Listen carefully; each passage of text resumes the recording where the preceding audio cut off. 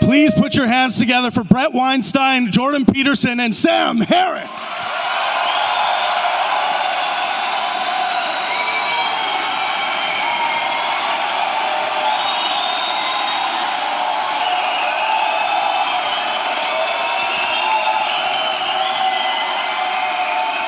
Thank you.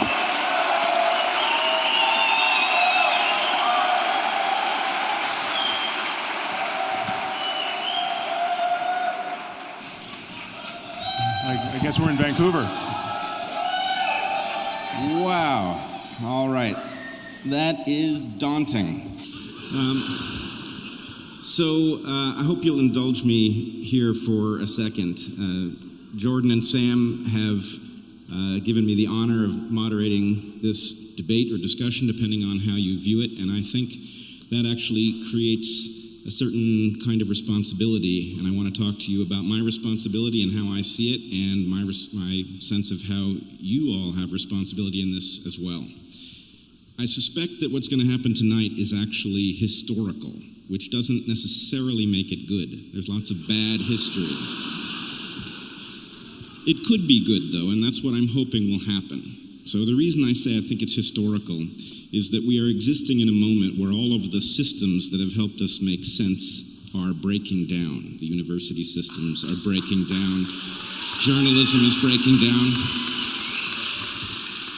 And at that same moment, we have a network of people who are trying to make sense in an alternative way, and I have to say, I think beating the odds for the moment. So here's the problem. That network is not entirely in agreement with itself about some significant issues, and Sam and Jordan have some differences that have proved very difficult. So what could happen tonight is we could have some sort of a failure where things get even more muddled.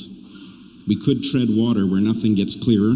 Maybe it would be entertaining, maybe it wouldn't. But best case scenario is that we figure out how to make sense of things that have gotten in our way before. And if that happens, then you all will leave here, and as you talk in your various networks, you will have something to say about in what way we upgraded our software so that we could talk more deeply about difficult issues. So, to that end, we would ask that you not film tonight's discussion and broadcast it online.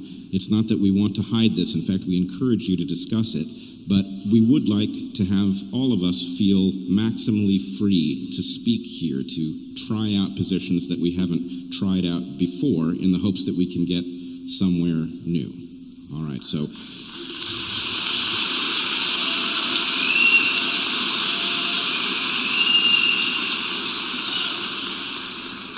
I think with that, we will just put Sam and Jordan to it and see if we can head towards some of the discussions that have proved difficult in the past.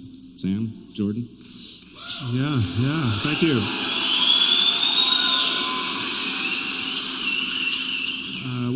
I think I'll just start by saying that when we first had the idea to do this, now some months ago, and I'm getting a little reverb here, so if you can dial down, there's a little feedback.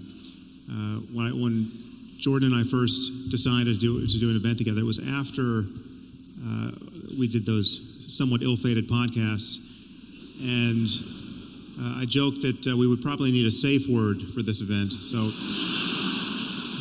that safe word, as will come as no surprise, is lobster.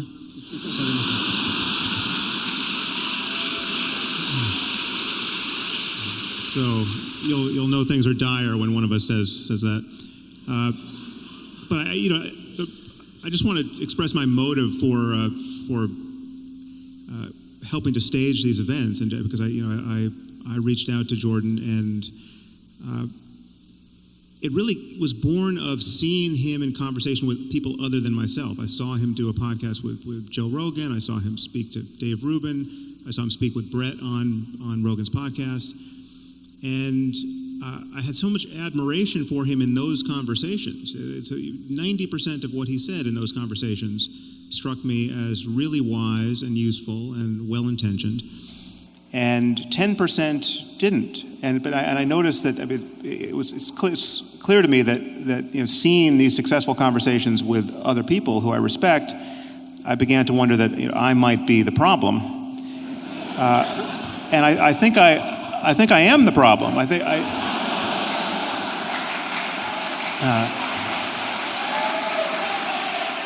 Well, before you applaud, maybe I didn't mean that quite the way you took it. I think it's a good sort of problem for Jordan to have, because it's what happens on those 10% moments and what doesn't happen that I think made our conversation so hard, and I think there is stuff to clarify between us. So I look forward to doing that, and thank you, Jordan, for agreeing to do this.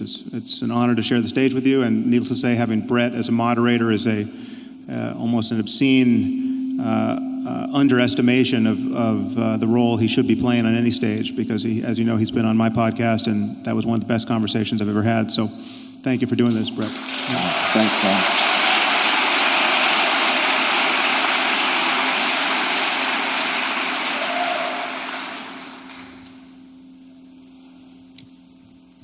All right.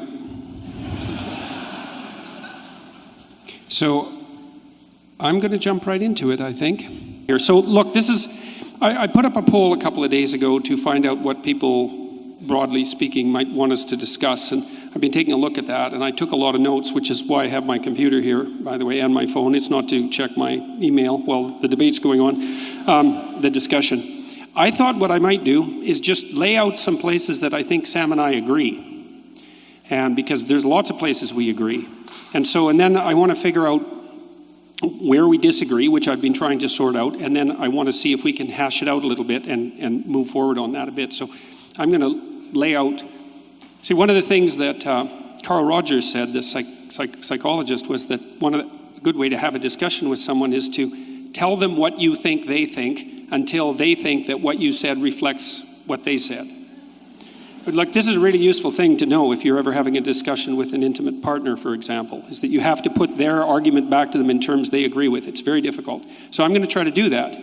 And so the first thing is, I think that partly what's driving you, if this is accurate, is that you want to ground a structure of ethics in something solid. And there's two things you want to avoid, two catastrophes, let's say. One is the catastrophe that you identified with religious fundamentalism, and the other is the catastrophe that's associated with moral relativism. Is that reasonable? Yeah, that's good. Okay, good. Okay, well, no, but it's... Okay, so it's crucially important that we get this right. Now, and that's something that I think we really agree on, because I've conceptualized that slightly different than you, and that might be relevant, but I think of that as a pathology of order and a pathology of chaos. So the terminology is slightly different, but I think we're working on the same axis. So that's the first thing. And then in order to do that, it seems to me, that's your first priority. And then maybe your second priority is something like, you see undue suffering in the world, plenty of it, and you would think that things would be better if that wasn't the case, and that this morality, whatever it's going to be, is at least going to ground itself in part on the presupposition that the less undue suffering in the world, the better. Is that also reasonable? Yeah, I would just add to that the positive side of the continuum as well. So as you know, the phrase I use, or the word I use for this is well-being. Yep. And I know from having, I don't think we spoke about this on my podcast, but from having seen you in other interviews, I think you think that phrase doesn't capture everything one could reasonably want. But I think it does. I mean, it's an elastic suitcase term for a reason, and it's actually, in reading your book, I realize there's a point of contact here, because you use the word being, capital B, being, as though it were imbued with significant gravitas, and so for me, and I agree with you, that's an appropriate use of being, and for me, well-being is simply just the positive side of being. There's the negative side, the suffering we want to mitigate, but I think however good consciousness can be in this universe, that the well-being for me subsumes all of those possibilities. Okay. Well, so I focused on the suffering element, I think, as I've done in my own work, because I actually think it's easier to zero in on in some sense. Like I think it's easier for people, and I think you lay out the argument in the moral landscape kind of like this. I think it's easier perhaps to gain initial agreement between people on what might constitute a generalized ethic, to concentrate on what we don't want. Yeah. I'm not saying that what we do want is unimportant, but it seems to me to be harder to get a grip on. We don't want Auschwitz. We don't want the Gulag Archipelago.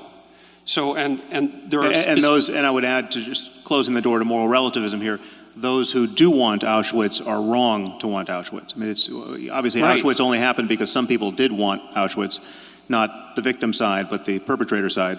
And so, crucially for me is the claim that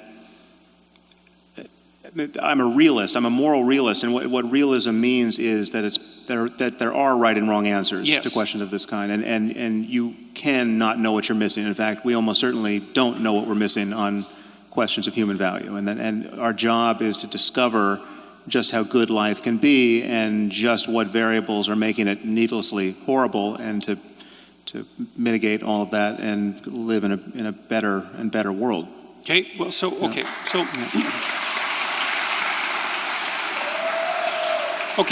that's a lot of points of agreement. So I also believe that there is a catastrophe of arbitrary moral injunction, and that there's a catastrophe of moral relativism, and that has to be dealt with, and that there are genuine differences between the proper way of behaving morally and the improper way of behaving morally.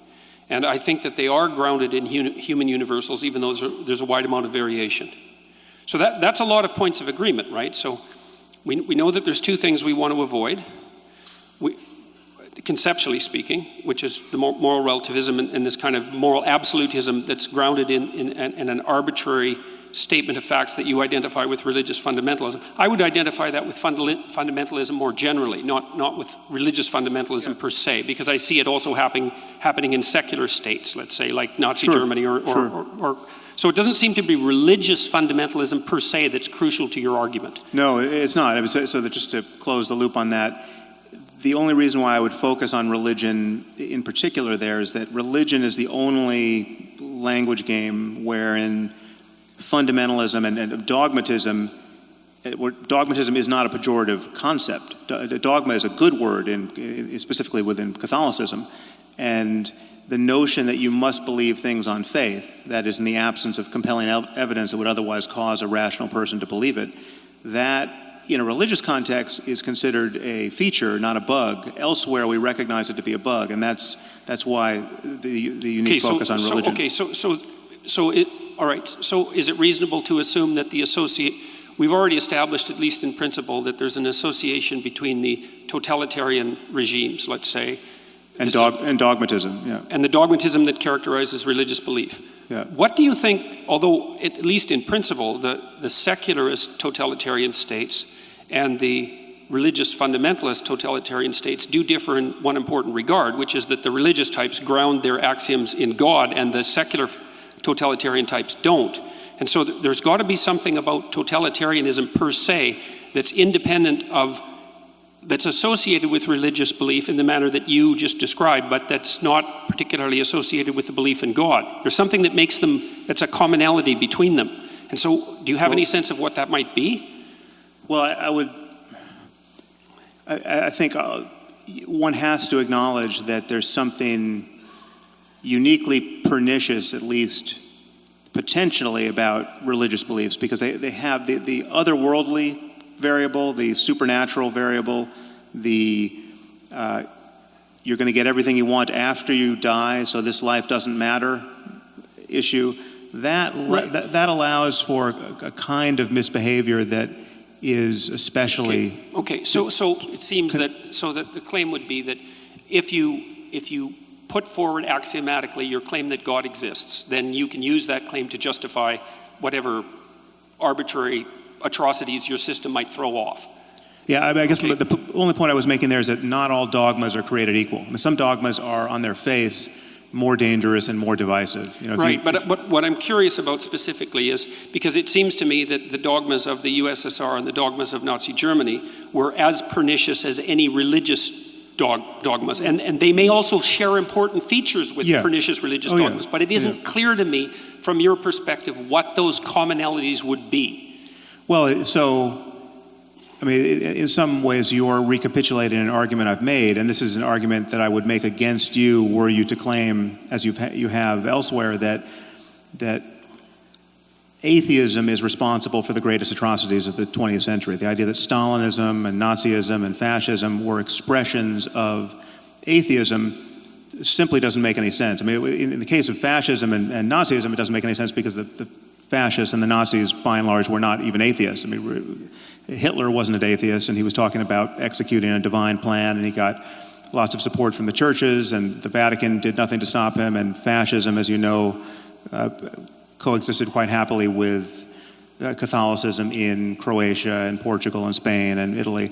So, but even in the case of Stalin, what was so wrong with that situation were all of the ways in which it so resembled a religion. You had a personality cult, you had dogmatism that held sway to a point where apostasy and blasphemy were killing offenses. You know, the people who didn't toe the line were eradicated, and you know, so to take a more modern example, North Korea is a religious cult. It just doesn't happen to be a one that is focused on the next life or you know, supernatural claims of magic.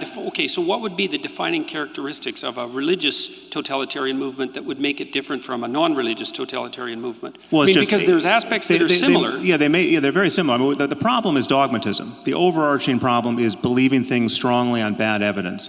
And and the reason why dogmatism is so dangerous is that it doesn't allow us to revise our bad ideas in real time through conversation. Dogmas have to be enforced by force or the threat of force, because the moment someone has a better idea, you have to shut it down in order to preserve your dogmas. Okay. So the commonality seems to be something like claims of absolute truth at some level that you're no longer allowed to discuss. Yeah.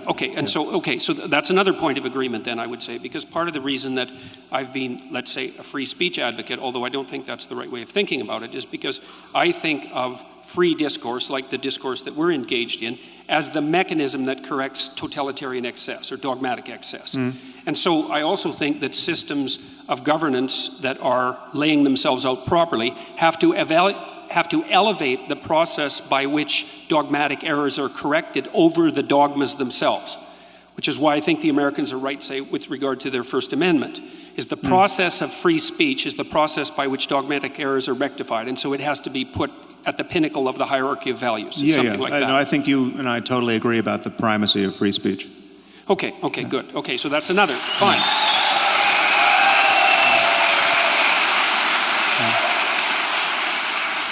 Okay, so then... Wait, I think there's one point that we should just lock in our gains here.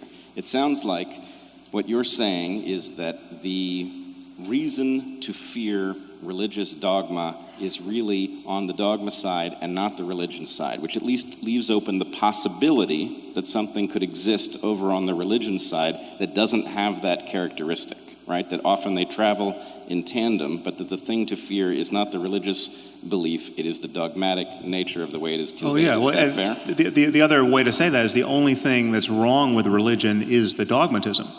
If you get rid of I've got no problem with the buildings and the music and the paintings and, you know. Wait a minute.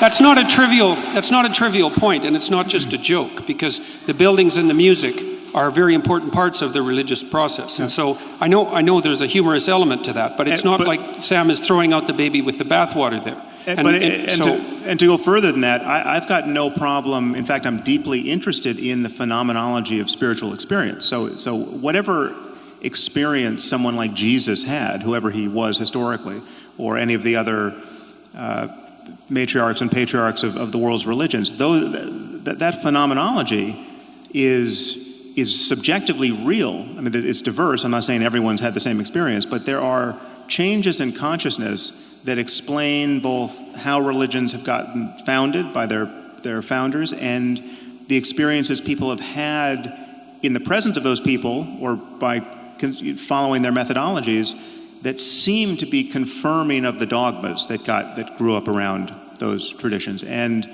my issue is that whatever is true about us spiritually, whatever opportunity being born into this universe actually presents as a matter of consciousness spiritually, that truth has to be deeper than accidents of culture and just mere historical contingencies. The fact that somebody was born in Mesopotamia and not in China and got a different language game.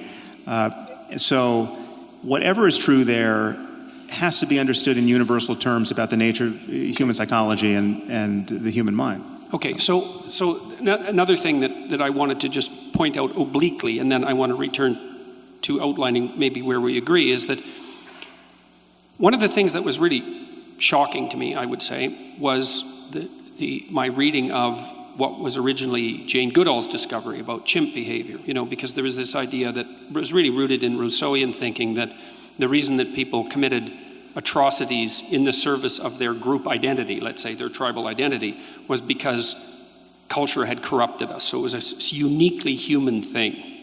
But then, of course, Goodall showed in the 1970s that the chimps at Gombe, I think I'm pronouncing that correctly, Yep. would go on raiding parties, right? And so there'd be like 4 or 5 adolescent chimps, usually male, sometimes with a female in there. They would patrol the borders of their territory. If they found an interloper on the border, near the border, from another troop, even if it was a member of their troop that had emigrated, so to speak, and that they had had some history with, they would tear them to pieces.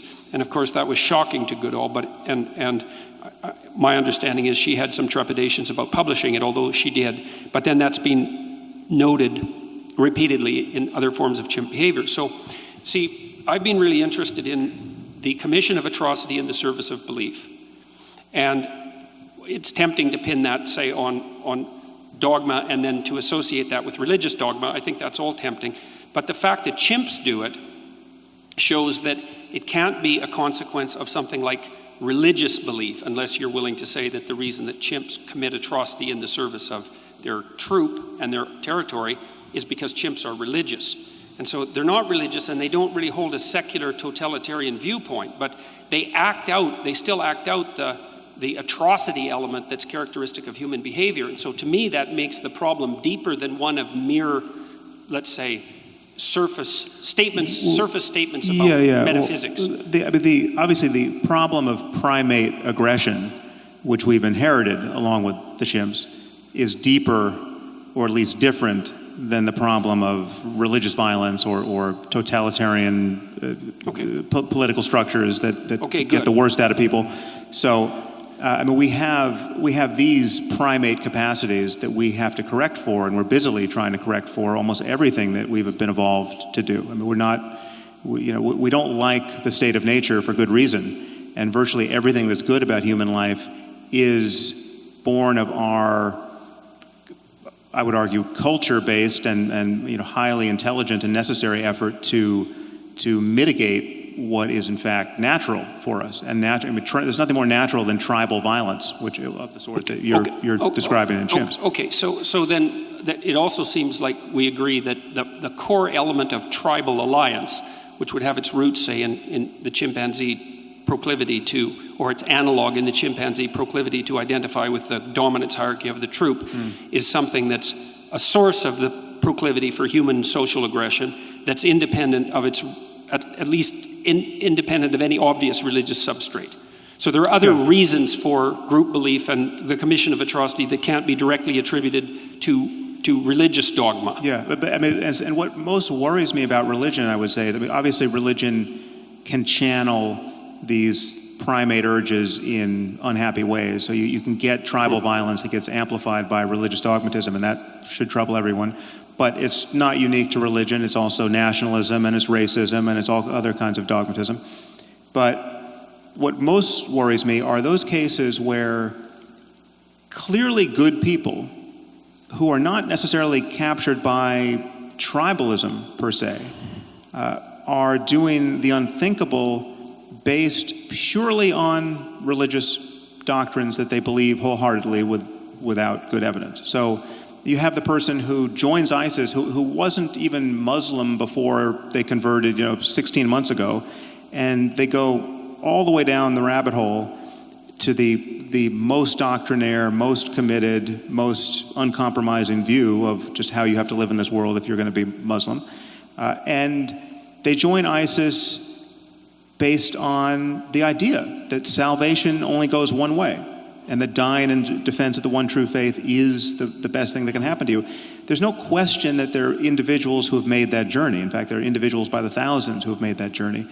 And there are far more benign versions of that. There are people who just waste their lives, I would argue, converting to whatever the belief system is, and just wasting a lot of time worrying about hell or worrying about the fact that their child is gay and the creator of the universe doesn't approve of that. And there are all kinds of suffering that strike me as truly unnecessary, born not of, again, ape-like urges, but ideas that any rational person would, if believed, would follow to that same terminus. I mean, the thing is, if you buy the fact, again, to take Islam as a current example, if you buy the claim that the Quran is the perfect word of the creator of the universe, never to be superseded by anything humanity does now or 1,000 years from now, that commits a rational then the exercise of human reason is bounded by this, I would argue, pathological frame, which leads to certain outcomes that should really worry us. Okay. So let's take that claim apart for a minute, because that's not your claim specifically, the claim that you were describing. See, because that's really not the claim that religious fundamentalists make. The claim they make is worse than that, because they claim that the Quran, say, or the Bible for that matter, is the literal word of God. But more than that, they claim that their understanding of that word is correct, which means they conflate two things. Because you could imagine a situation where you had a book, and I'm not saying this is the case, it's an imaginative exercise, where you had a book that had all the answers, that was extraordinarily complicated. And so that when you read it, it wouldn't be obvious that you understood it. Or perhaps it wouldn't be obvious that you didn't understand it either. But you're not going to be able to, you can't get an uninterpreted version of the book. And so the fundamentalist claim is far worse. It's that not only is there an absolute reality, truth, embedded in the book, but that their particular take on that absolute reality is the absolute take on that book. And so they conflate their own, they make an assumption of their own omniscience and then pass that off onto God, so to speak. Except in their defense, and I don't often rise to the defense of fundamentalists, it's very easy to get there because some of the claims in the book are not at all hard to parse. In fact, many of them can only be honestly interpreted one way. So to take, again, an example that will be not inflammatory to you, but makes the point, it just says that the remedy for theft in the Quran is to cut the hands off a thief. I mean, that is the unambiguous injunction. It's not an allegory. It's not. You have to indulge some kind of tortured interpretive scheme to avoid the shocking fact that the creator of the universe thinks you should live this way for all time. And people like ISIS, this is my claim. It's just most of what is in these books, and this is what worries me about those books because they can't be edited. Most of what's in the books is clearly not the best that humanity is capable of in the ethical domain, or in this. So clearly, and this is true for morality, most pressingly, but it's true for science, it's true for economics, it's true for anything else that we are wise to pay attention to. It's like slavery is condoned in the Bible, in both Testaments, and in the Quran. There's no getting away from that. Now you can say, well, it's not the central thrust of any of these books, but if you go to the books and try to figure out what the creator of the universe wants with respect to the owning and needless immiseration of other people, right? He expects you to keep slaves, and he's told you how to do it. You know, don't knock out their eyes and their teeth. Don't take, if you're a Muslim, don't take other Muslims as slaves. But it's not an accident that the people who joined ISIS thought that it was absolutely kosher to take slaves, to take sex slaves. And I mean, they were even, their use of their sex slaves was conducted as a sacrament. And that's not an accident. I mean, they were praying over the Yazidi girls before they raped them. So this is not, unlike what many people expect, it's not that this doctrine is being used as a pretext for people who would otherwise do terrible things like take sex slaves and rape them. And so there's no net damage being done here by this belief system. No, these are, I would argue, in many cases, psychologically normal people who are simply convinced of the absolute veracity of these ideas. And in this case, the perfect example of Muhammad as the most self-actualized human who's ever existed. And, you know, what did Muhammad do? Muhammad took sex slaves.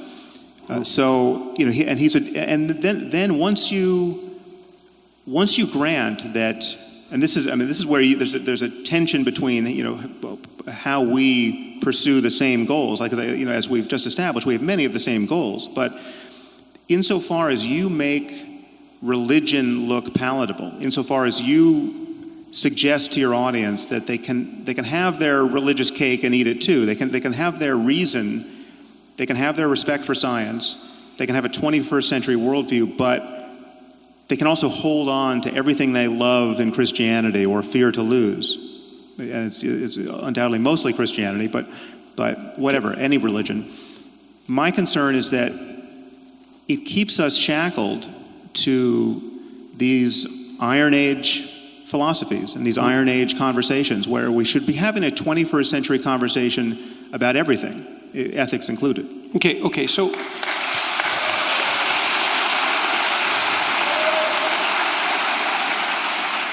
Okay, but I want to ask you a little bit about your feeling about... Wait, before you move on, I want to get each of you to clarify something so that we know where we are. So Sam, you said the problem here is that the dogma can't be updated, right? That slavery is with us permanently because it's written into the dogma. But clearly most of the traditions in which it's written into the Holy Book don't practice slavery, and the people who adhere to these belief systems wouldn't defend slavery. So clearly there is the capacity for an update mechanism. Well, no, but not really. I mean, they've been forced, they've had it beaten out of them, right? I mean, we fought a civil war in the U.S. to get rid of slavery. But it was Christians who abolished slavery in England, though. What was that? It was Christians who were at the forefront of the movement to abolish slavery in England. There are Christians on either side of everything. I mean, there's no one else to do the job. Right, but that's the update mechanism. But it was specifically Christians who were using their Christian belief as a justification for eradicating slavery. The problem was they were actually on the losing side of a theological argument. And it would be much better, I think you would agree, if one of the 10 commandments had been, don't keep slaves. You know? I mean, there's certainly one we could swap out for that one. And so that way, it would have been much easier for Christians to have fought against slavery. And it's much harder for Muslims, frankly, to fight against it now. The problem is that, there's a point I made, I think, in my first book, is that the doors leading out of this kind of fundamentalism don't open from the inside. They get bashed open from the outside. And it's humanism and it's secularism and it's scientific rationality that has exerted such pressure, such winnowing pressure on Christianity, now for multiple centuries, that's why we're not encountering the Christians of the 14th century on a daily basis. I mean, we are essentially encountering Muslims of the 14th century, not only in the Middle East, but in our own societies, in terms of their intuitions about how we should all live, right? I mean, the fact that 0% of UK Muslims think homosexuality is acceptable, right? 0%. I mean, there's almost no question you can come up with where we could poll this society and say, do you think that a lizard king is living in the Oval Office. That you never get a 0% response to any poll question, right? But if you ask Muslims on the streets of London, is homosexuality morally acceptable? Apparently, you can find no one who says it is. That's shocking, and it's not an accident, right? And it would be much easier if the book actually said, you can love anyone you want, and it's not a problem. It is shocking, but I think there's a reason that you keep finding yourself at Islam, which may be the slowest to update for reasons that may be ancient. But I wanted to. That is a useful. Well, I can do it for Christianity. I want to make the point as cleanly and as undistractedly as possible. But yeah, it's true. I have the same kinds of concerns about Christianity or Mormonism or Scientology or anything else. And the point is they're all different. And there's no reason to be, because Islam, to take the case where it's fine, Islam doesn't represent any impediment to stem cell research, right? Because they just don't think that the fertilized ovum is immediately ensouled. It waits 40 days or 80 days or 120 days, depending on what hadith you believe. So it's just that never came up when we were all complaining about how religion, in this case Orthodox Judaism and Christianity in the States, was posing an impediment to embryonic stem cell research. Okay. Hold on. I wanted to ask you a clarifying question too. Yeah, sure. Same level.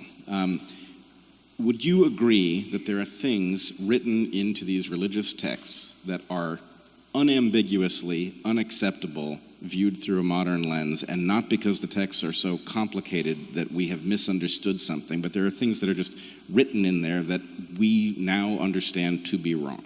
Okay, so the first thing I would say is that we have to be very careful about equating all the religious texts. And I do actually think that you are careful about that, but that's something we can have a discussion about a little bit later. I agree with you there. So because, for a lot of my life, I would say, more interested in the universal truths expressed in religious belief across different cultures.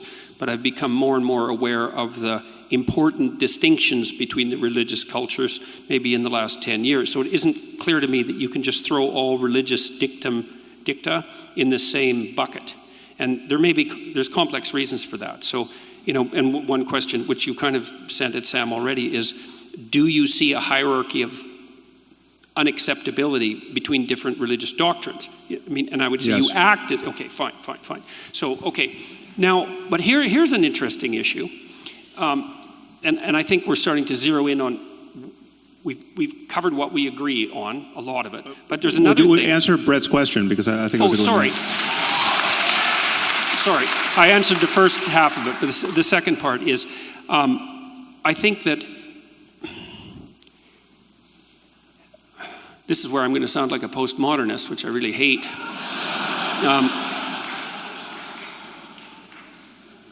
I would say, sentence by sentence, yes, you're correct.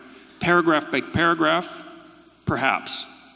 But here's the problem with complicated texts, especially ones that actually constitute narratives. So imagine this. So imagine you're at a movie, and it's a movie with a twist at the end. And so the entire movie is set up to make you think one particular way and to have one set of experiences. But when you put the twist in at the end, it changes the entire structure.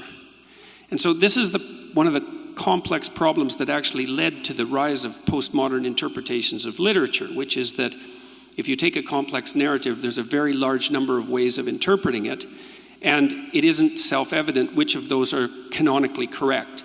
And we can deal with that horrible issue later, but it's a good objection, and it's true. And what it does is it makes these sorts of things quite complicated, because in the Bible is a series of books, and they had influence on one another, and they were sequenced with a very complex editorial process, and there's actually a developmental narrative that links all the chapters together.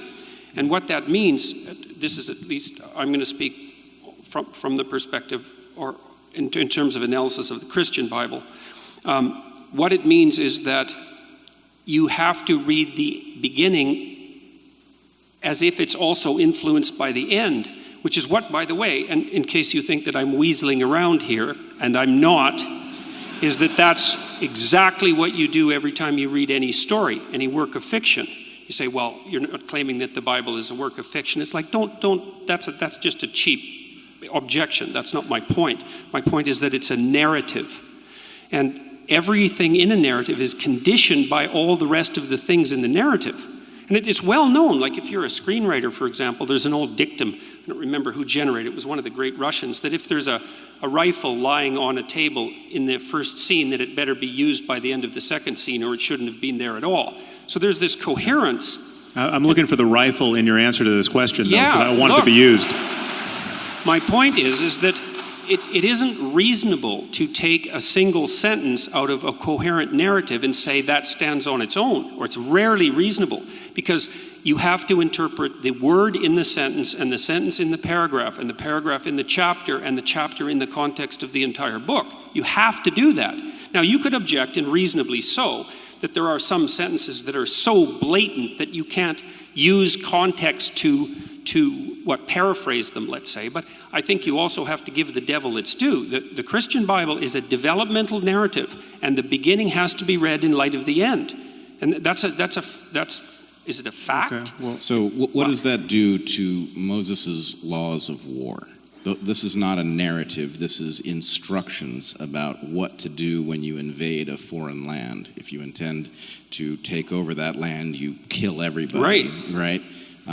There are other rules in there about killing husbands and taking the wives for yourself. The Old Testament's a brutal document. Absolutely brutal. And so my point would be, I don't know that reading that portion in light of the end, even if you call the end the New Testament, I don't know that it changes Moses' laws of war and their acceptability in any hypothetically, modern if you context. take the New Testament seriously, it does, because it's a document that supersedes it. And I think there's actually technical reasons why it doesn't supersede it on every point. I mean, this is the problem. Slavery is a very straightforward case, because clearly the Bible thumpers of the South who were defending slavery with reference to the text felt they were on firm ground. And I would invite anyone to read what the New Testament and the Old Testament say about slavery to see that they were on fairly firm ground, that the balance of the honest reading was on the side of clearly we can keep slaves, right? Jesus never envisioned a world without slavery, and he admonished slaves to serve their masters well and to serve their Christian masters especially well.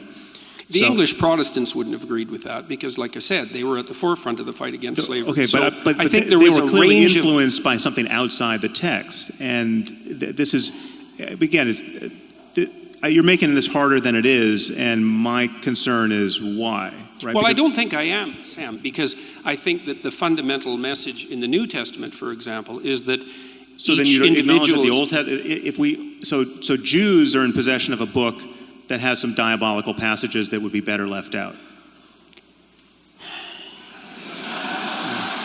You're not going to offend me. I'm Jewish. It's not like look, in the Old Testament itself, in the Jewish Bible, there's also the seeds of the same tension. So, for example, there's a tension, and this should be a tension that's of interest to you, because you've stated quite clearly in your book, in the Moral Landscape, that you don't want to throw the baby out with the bathwater with regards at least to religious phenomenology. You said that, for example, I still consider the world's religions to be mere intellectual ruins maintained at enormous economic and social cost, but now I understood that important psychological truths could be found in the rubble.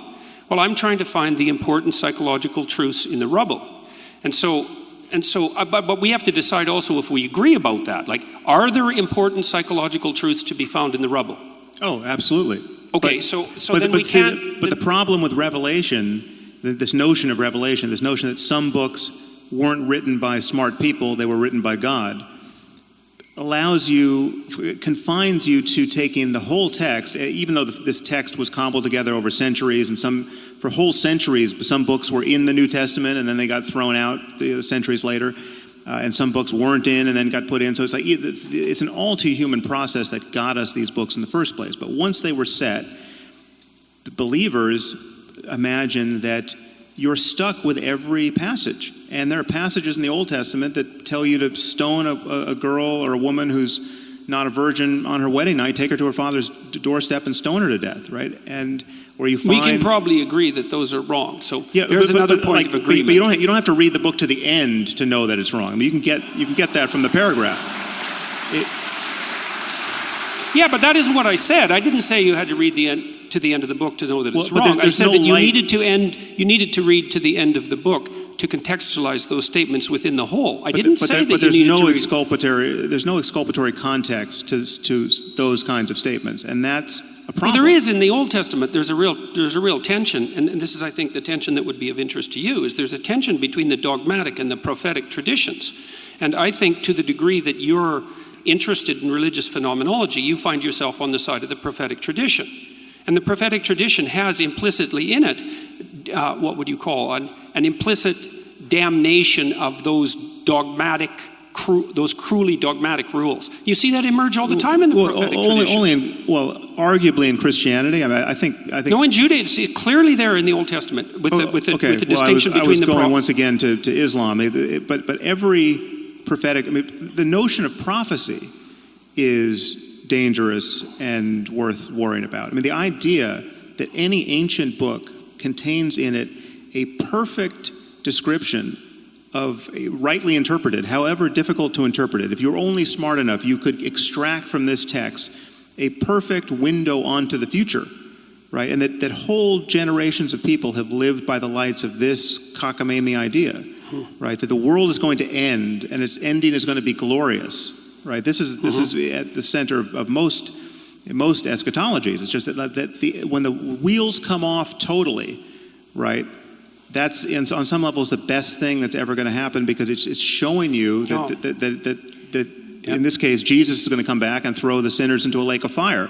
And I've read to the end of the book. It's pretty scary at the end as well. I mean, Revelation is no kidding.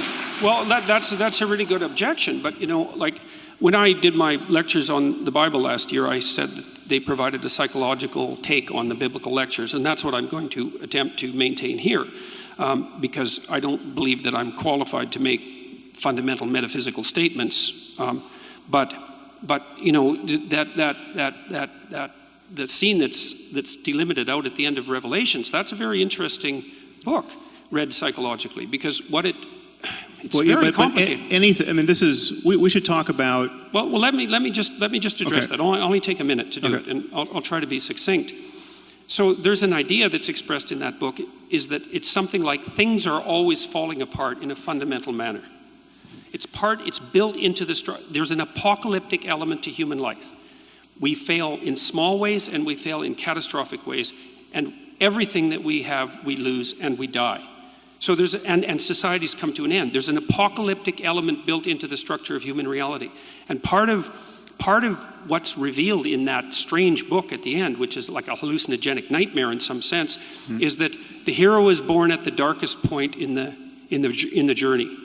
And it's a psychological truth, and it's very, very apt, because at the darkest point, this is also why Christ is born near the darkest time of the year from a metaphysical perspective. There's an idea there that when things fall apart, that's the time for the birth of the hero. And the hero in Revelation is also the place where truthful speech most clearly manifests itself, because in the Christian tradition, Christ is identified with truthful speech. And so the notion there is that redemption under apocalyptic conditions is to be found in the revelation of truthful speech, which is something that you actually believe. Well, I believe in truthful speech, but I also believe that you can play this kind of interpretive game with almost any text. This way of thinking. But then you could do it with the world, Sam, and that wreaks havoc with your value from facts argument. No, actually, I didn't hear what you just said. What was that? Well, I said you can make exactly the same objection with the world of facts. Is there's an infinite number of facts, and there's an infinite number of potential interpretations, and so tracking the pathway from the fact to a value is actually impossible. It's the same argument with regards to biblical interpretation. We should talk about that, but I don't think that's a good analogy. There are more and less plausible interpretations of any situation, any data, and any text, arguably. But the problem is that you can read into any story some apparently meaningful set of psychological insights which... But you can do that with any set of facts, too. Well, no. I mean, there are certain things you can't over-interpret to your heart's content and come out any way you choose. My point is that first of all, this is why fundamentalism always has an edge over more sophisticated theology, because the sophisticated theology is in most cases inspired by a more and more modern recognition that, well, we can't read it literally because it either makes no sense or it makes barbaric sense, right? So we have to get away from the literal. And the more you get away from the literal, the more you are unconstrained by the text, and you can just broadcast on it anything you want to put there. And so, you know, the literal, there's no question that most generations of Christians who read Revelation expected the world to end in some literal sense of this kind of phantasmagoria. I mean, there was going to be a beast, and it was, I mean, this, it's, you know, undoubtedly they thought this was going to happen in their own time, you know, under Rome, but this is you know, if you're going to go purely literary on any of these texts, on some level you're playing tennis without the net. You're unconstrained by the text, and you can do with it more or less anything you want. But isn't that argument working at cross purposes with your other argument about dogma? Because no, because it's always tempting. First of all, there are lines that do not announce that they're susceptible to that interpretation. I mean, yes, you can say, listen, Allah does not want us to cut the hands off of thieves. He just, you know, he meant cut the hand of their volition rather than their actual hands, right? So you're constraining them rather than cutting. Now, sure, undoubtedly there was some Muslim somewhere who wants to interpret it that way, but it gets harder and harder the clearer the line is. And the problem with all of these texts is that there are so many principles. Again, I mean, so to read Revelation any way you want, it is still a problem that it is perfectly rational on the basis of reading that text to expect the world to end and for Jesus to be the only savior of it. Therefore, if you happen to be born a Hindu or born a Muslim or born a Jew who doesn't recognize Jesus to be the Messiah, you are screwed for all eternity. But it's a funny thing, though. I mean, it's a strange thing, let's say, that one of the things we already agreed on, as far as I can tell, is that the antidote to pathological dogmatism is free, truthful expression, something like that. Is that? Yeah. Okay. Yeah. But one of the things I would say that's absolutely crucial to Christianity in particular is the notion that the thing that's redeeming is exactly that, and it doesn't matter. So it's universal truth. Now, if we both agree on that, the idea that the free expression of truthful speech is the antidote, let's say, both to nihilism and to totalitarianism, then the notion that might be embodied in something like the Word, which is truly, I think, the deepest of Christian ideas. How is that not the same claim? Now, let me elaborate it a little bit more completely. So here's the strange thing. First of all, I agree with you, by the way, about the danger of flying off the text, right? About as you move away from the text, your interpretation gets less and less constrained. And I think it's also the same danger as of moving away from the facts, which is, I think, why you want to ground values in facts. So I get that argument, and I think it's accurate. But here's something strange, is that this notion that redemption is to be found in truthful speech is actually embodied in Christian mythology, let's say, as a personality and not as an idea. It's actually something that you embody and act out. It's not just an idea. And that's why there's an emphasis on the idea of the embodiment of the Word in flesh. It's a very sophisticated idea. I mean, it's an insanely sophisticated idea. So, and there's one more thing. Okay, so look, you've made the case, and I hope we can really get to this, because this is the really tough part of our discussion, I think, is that you want to ground the world of values in something that's true. We could say objectively true, but let's just say true for a minute. And I share that desire, but the problem is that I can't see, and you actually state this in your book, I can't see how you can interpret the world of facts without an a priori interpretive structure. And this is an old philosophical claim. It's not unique to me. It's the claim of Kant, for example, that you can't get directly from the fact to the value because there's an interpretive framework that mediates between you and the facts. So first of all, I'd like to know if you accept that proposition. And then the second question would be, if you do accept the proposition, then what's your understanding of the nature of the interpretive framework? Because I think it's best understood, at least in part, as a personality, or as a story for that matter. So, well, I think our intuition of truth, the intuition that there's a difference between fact and fiction, or fact and fantasy, the intuition that we live in relationship to a common reality about which our understanding can converge, provided we're looking in the same direction with the same tools. I think it's certainly deeper than religion. It's not best captured by stories. Even if you could, as a matter of historical fact, point to its roots in story and myth and religion, that's not an argument that it's now in the 21st century best captured by story and myth and religion.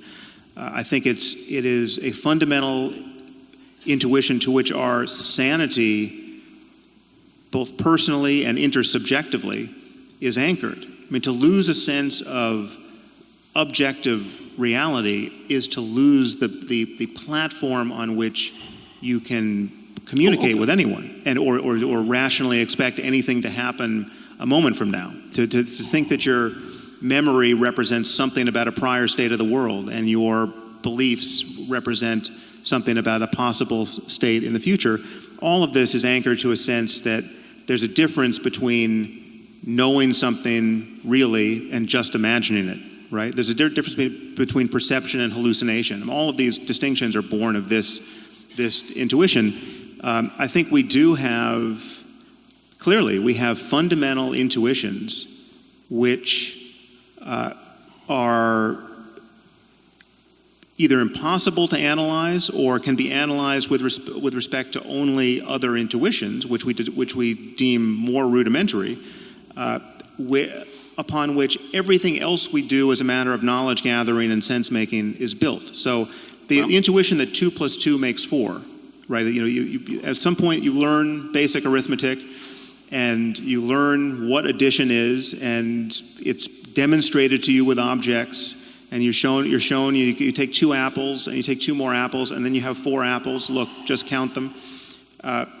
The intuition that can be generalized to any 4 objects, right? That it's not just a fact about apples, right? This is something that we are clearly designed to have. There are places where it might break down, right? It might break down at the quantum level. It might break down in areas where our intuitions fail. We recognize those failures in science and mathematics by recourse to other intuitions, which again are unanalyzable. But so there is just this fact that we do pull ourselves up by our bootstraps, and that's not embarrassing. I mean, so what's the difference between and I'm not trying to trap you here. I'm seriously not.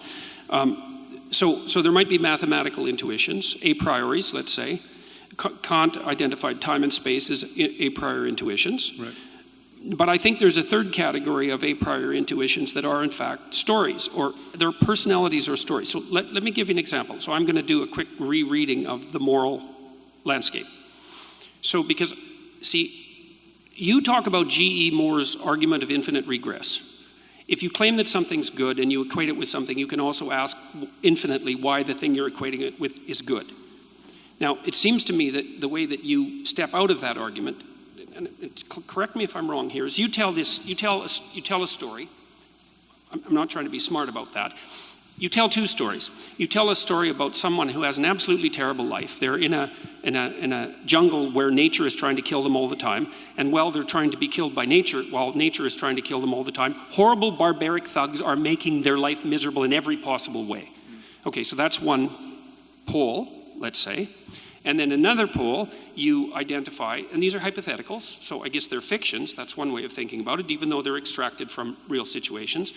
They're meta-fictions, they're meta-truths, that's another way of thinking about it. You contrast a good life, and that's a life where the person has enough to eat and enough shelter, and they have the things that you would expect people to want. And you say, this is a bad life, and you say, this is a good life. And then you say and then you make a side move, which I would say is that's an objectively verifiable fact. I would say, I don't think it is an objectively verifiable fact. I think it's a fundamental moral claim. And I think that's where you put your stake in the ground. And I would say, when I read that, I thought, well, if you take your jungle story, which you've extracted from a bunch of horrors and compiled, and you take your positive story, which you've extracted from a bunch of horrors, or a bunch of quasi-utopias, let's say, and compiled, you're 2/3 of the way to a landscape of hell and heaven.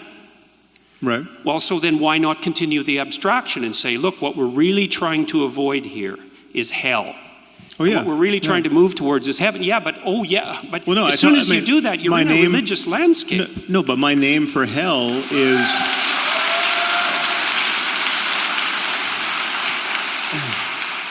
It's very interesting because, like, you and I were talking about this at dinner. We were talking about this at dinner and how the overlap or lack of overlap between our audiences. And so, like, I just heard from your audience there, and you might have heard from the odd convert. But what's amazing to me is, so, like, I have to do some work to figure out what point they think you made. Because wait a second. Wait, no. Hold on. No. I said, if you're going to produce a fiction, why not go right to the end? Okay, because you did produce a fiction. You can tell stories by way of communicating certain ideas. I mean, that's obviously. I'm not saying stories aren't incredibly powerful and useful and inevitable, right? It's like Wait, I think you are. You might not be saying that they're not inevitable, but you are debating their utility and power. Because you said that you don't need the story as an intermediary. I'm not. Now we have a few doors open here, which I think we should we should extract the most out of these areas that we've touched and not run on to something else. So I think there's to talk about the utility of story, right? Which is obviously a fact about the world and about human psychology that you're reading a lot into and more into than I'm reading, right? And the people we just heard from love that you.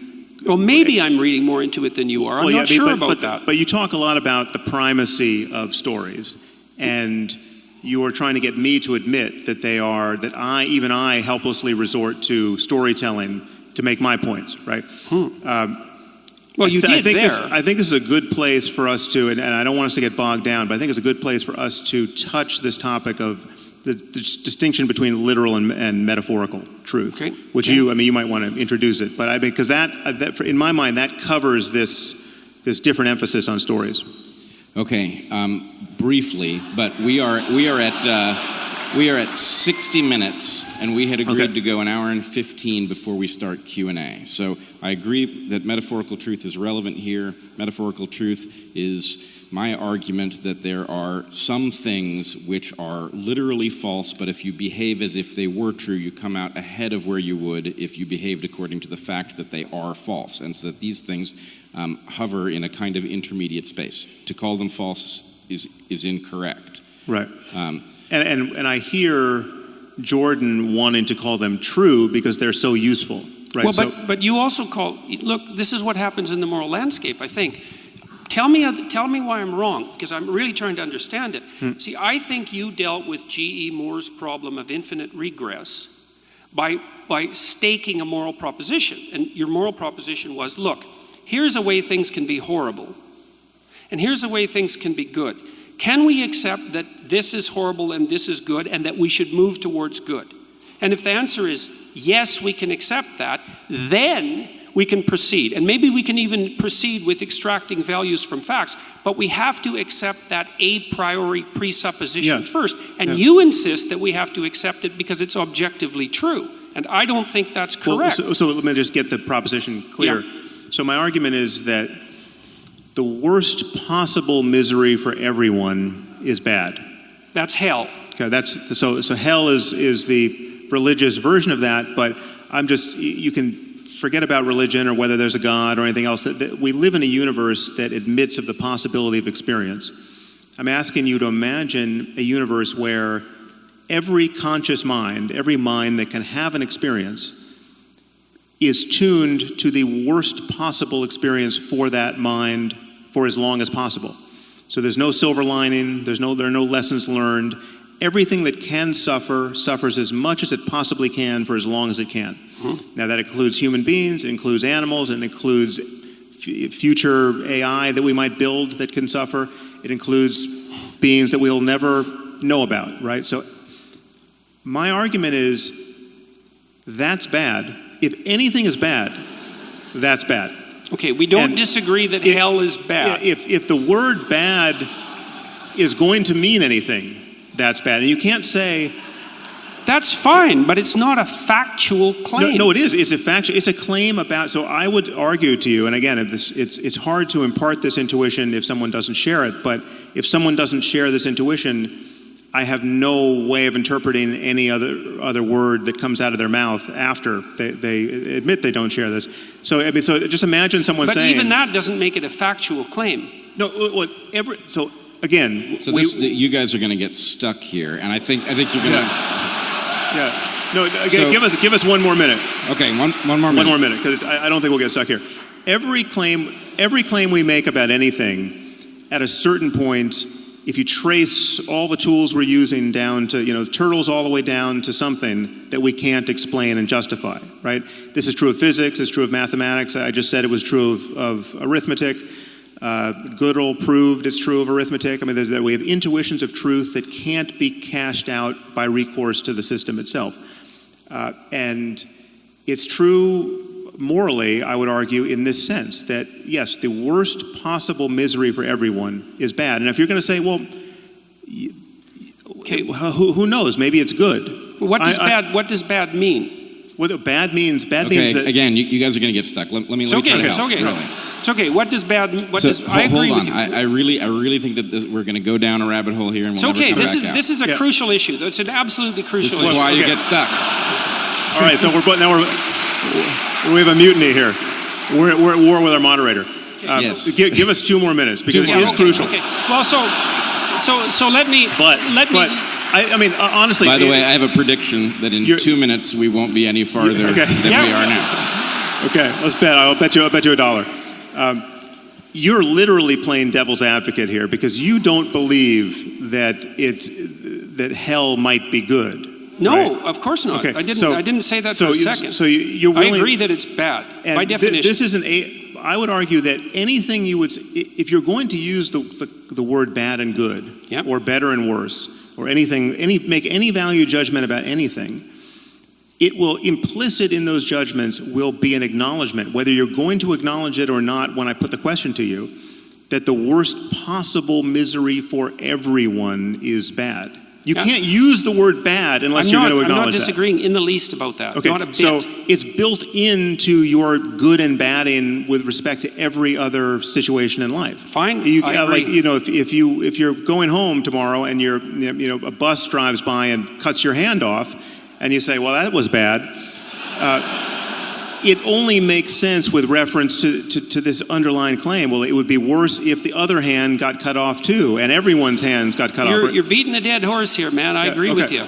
So I'm saying that everyone assumes this, whether they claim to or not.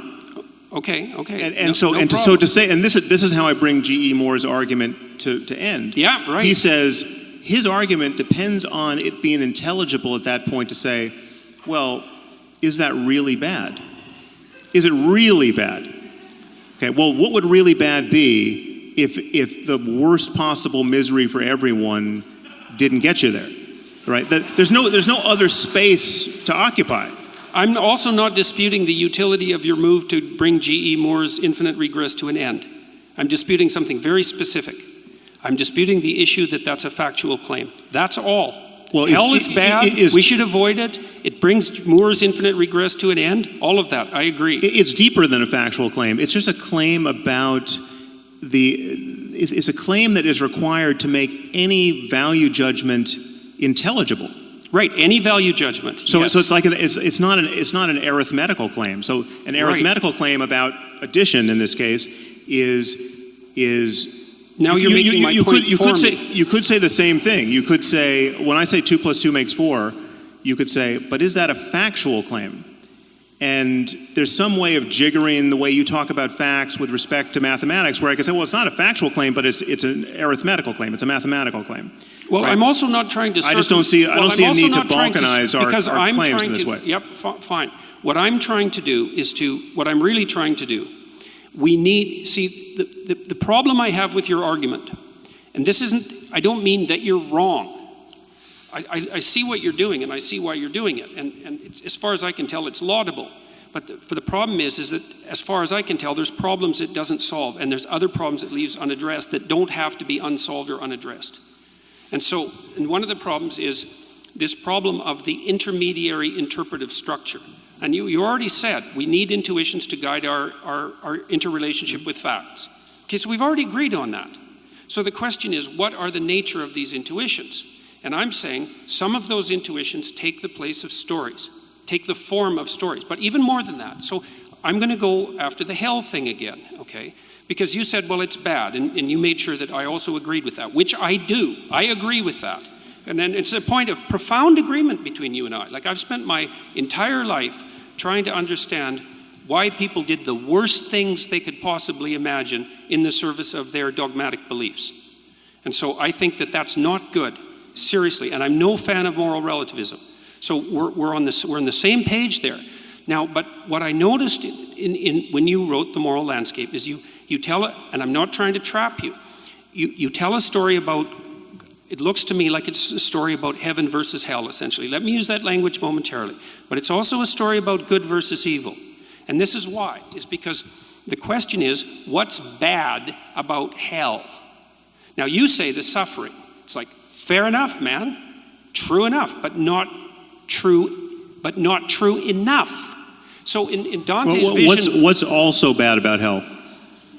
In addition to the suffering, the actions that put you there, the malevolence that generates it. Okay, but that's part of the suffering. So no, it's not. No, it's not. It's not the same as the suffering. It's not the having your hand cut off. It's the pleasure that's derived by the person who cut it off. And that is a different thing. That's more. But that's part of my picture. Well, but wait, it's an important. The distinction is important. For example, but Jordan, my picture of the moral landscape includes all of this. It includes everything that, and this is why I don't readily answer to the name of utilitarian or consequentialist, because the way those views tend to be taught, they tend to take as in the tally of consequences, you leave out the psychological implications of being the sort of person who would have sought those consequences or behaved that way, right? So I would grant you, and I'm explicit about this whenever I talk about this, that part of the picture of any consequentialist discussion of well-being it's everything about the human mind and social relationships and societies born of all the individuals living together. Everything there that leads to different states of consciousness. So it's like you having negative intentions towards other people that give you that produce certain negative actions in the world. Those intentions themselves are part of the consequential picture. Those intentions themselves close the door to certain kinds of positive mental states that you don't have. Let's say you don't have compassion because you wake up every morning just trying to figure out how to manipulate people. Well, not being able to feel compassion for other people is a bad thing for many reasons we could adduce. And yet the usual consequentialist picture just looks at what's happening out in the world in terms of the body count, and that's not, it's all part of this picture. We're all talking. Anything that can possibly affect a conscious mind anywhere is part of the picture that I'm painting, that I'm calling the moral landscape. Okay, so I want you to let me step in. I think I can. We need to bring you guys. I can get us somewhere. All right, I'm going to start with you, Sam. Okay. Let's swap out the idea of metaphorical truth for something a little harder-headed. heuristics, right? We have heuristics. We use them to perceive the world. They're often highly reliable. In fact, almost everything that you believe that lets you operate has to be a heuristic of some kind. I mean, if you decided to learn to drive and you got into the car and they said, okay, well, it's all quarks out there, right? You need to understand how quarks interact with each other. Not useful. Right, not useful, right? What you need are some heuristics in which you can stipulate that there's something called a vehicle out there and you don't have to be overly precise about what it is and you learn to avoid it, okay? The heuristics vary a lot in quality. Some of them are really good. The periodic tables are really good, okay?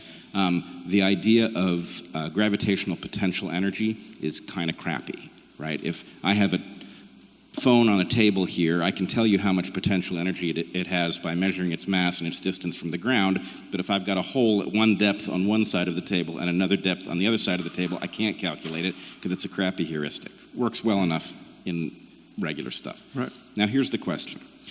What if these religious texts are heuristics through which most people simplify calculations that they are in no position to do based on the limited amount that they are capable of perceiving, the amount that they understand about the things that are in play. So they're deploying these heuristics maybe to reduce things that degrade well-being. If it were true that religious heuristics increased well-being by allowing people to actually, on average, operate in the world in a way that increased well-being, what would you say about them then?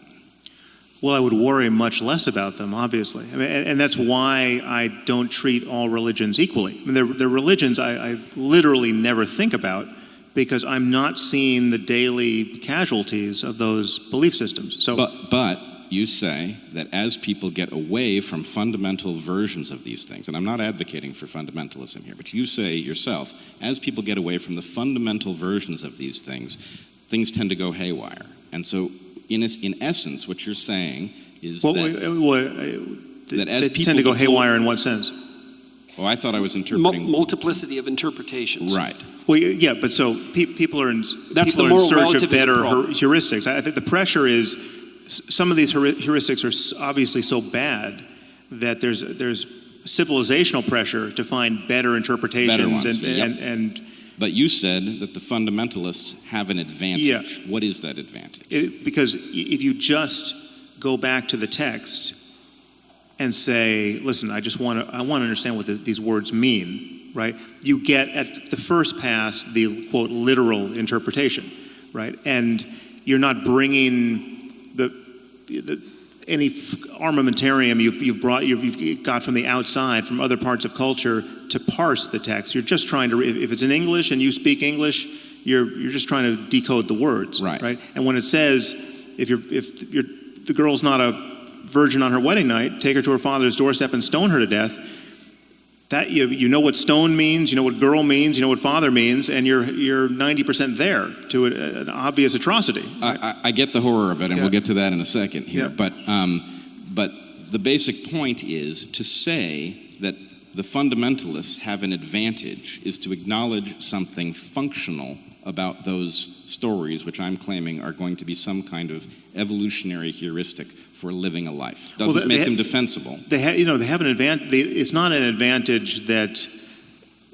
It's an advantage. It's a mimetic advantage. It's an advantage. ISIS has the advantage when the people who share their interpretation of Islam. It's why someone like Anwar al-Awlaki could make YouTube videos that so many people found compelling. It's because it's totally straightforward. It's like the advantage is, listen, there's a lot of people spending a lot of time lying to you about what these books mean and what the prophet and how he lived, right? You know in your heart that my interpretation of this is correct. You just read the words, right?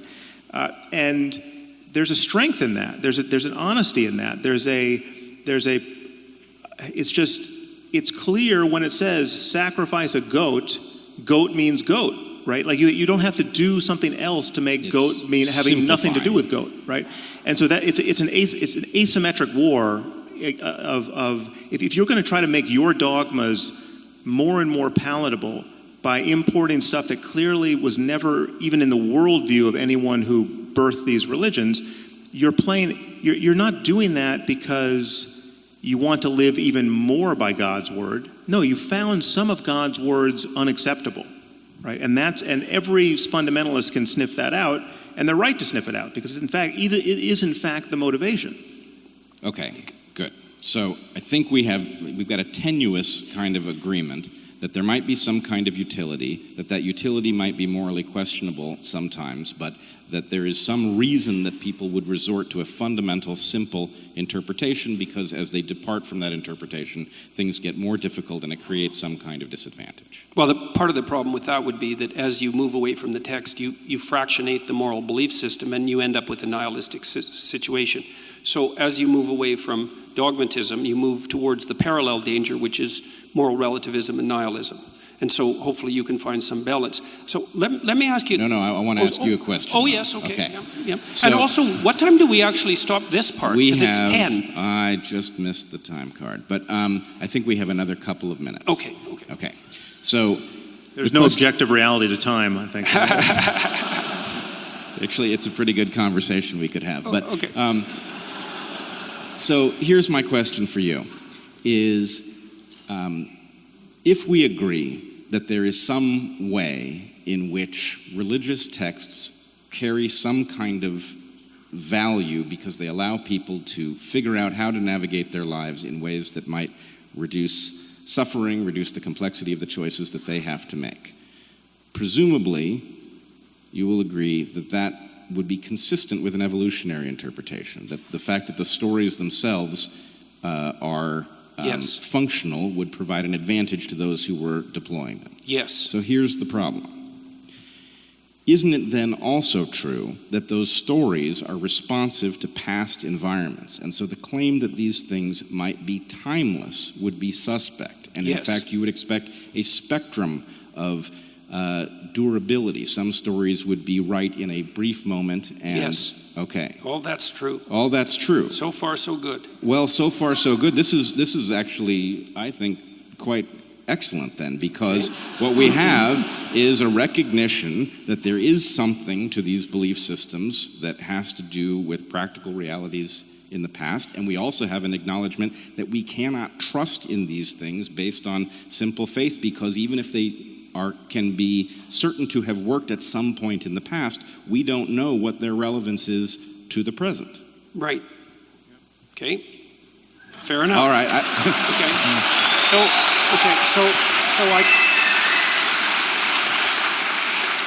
I would say that's two things about that. That's exactly why we're having this discussion. And you see, what happens in the most profound of such texts is the idea that the process by which your knowledge is updated has to occupy a position in the hierarchy of values that supersedes your reliance on dogma is the fundamental claim. That's why, for example, in Christianity, the notion is that the word is the highest of values, and that's the embodied word, and that's the thing that mediates between order and chaos, and everything else has to be subject to that.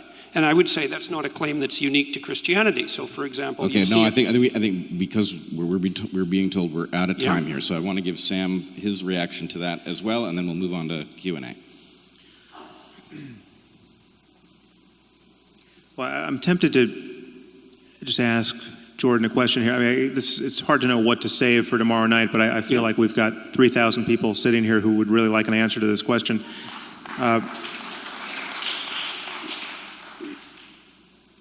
You say you believe in God. You have been... No, I say I act as if he exists. You say what? I say I act as if he exists, which is a much more precise claim. Okay, so then what, but in this case, so you act as though God exists. Yep. And in addition, I've heard you say that I act as though God exists, that I can't really be an atheist. So far it seems that. Right, yeah. We'll see. The night is young. Yeah.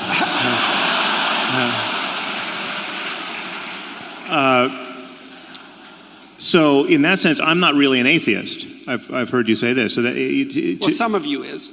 Well, if I were really an atheist, I would be far more poorly behaved than in fact I am. Right? I would be like Raskolnikov committing murders and assuming there was nothing wrong with it. It would be more likely, yes. Yeah. Okay. So Wait, that's a big distinction. I need to know. Would be more likely. What was that? It's a big distinction. That you would is very different than it would be more likely. Taking the safety off the gun is not the same thing as shooting it, right? Yeah. The temptations laid open to Raskolnikov would be more at hand. Okay. Just as they were to him. So, in what sense do you mean? What is the God that you act as though he, she, it exists? And what is the God-shaped thing I must have in my life to prevent me from being a, quote, real atheist? Well, okay, first of all, I have to point out that there's no possible way I can answer both those questions in 2 minutes. Well, it's the same question. But, I mean, yeah, what do you mean by God? Okay, well, I'm going to tell you some of the things that I mean by God. Okay? We do have to get to questions. Maybe we're going to do this tomorrow. Yeah, maybe this is where we start. Oh, God. Well, that was a pretty resounding no. It seems like that constitutes an audience question, wouldn't you say? All right, I tell you what. Let's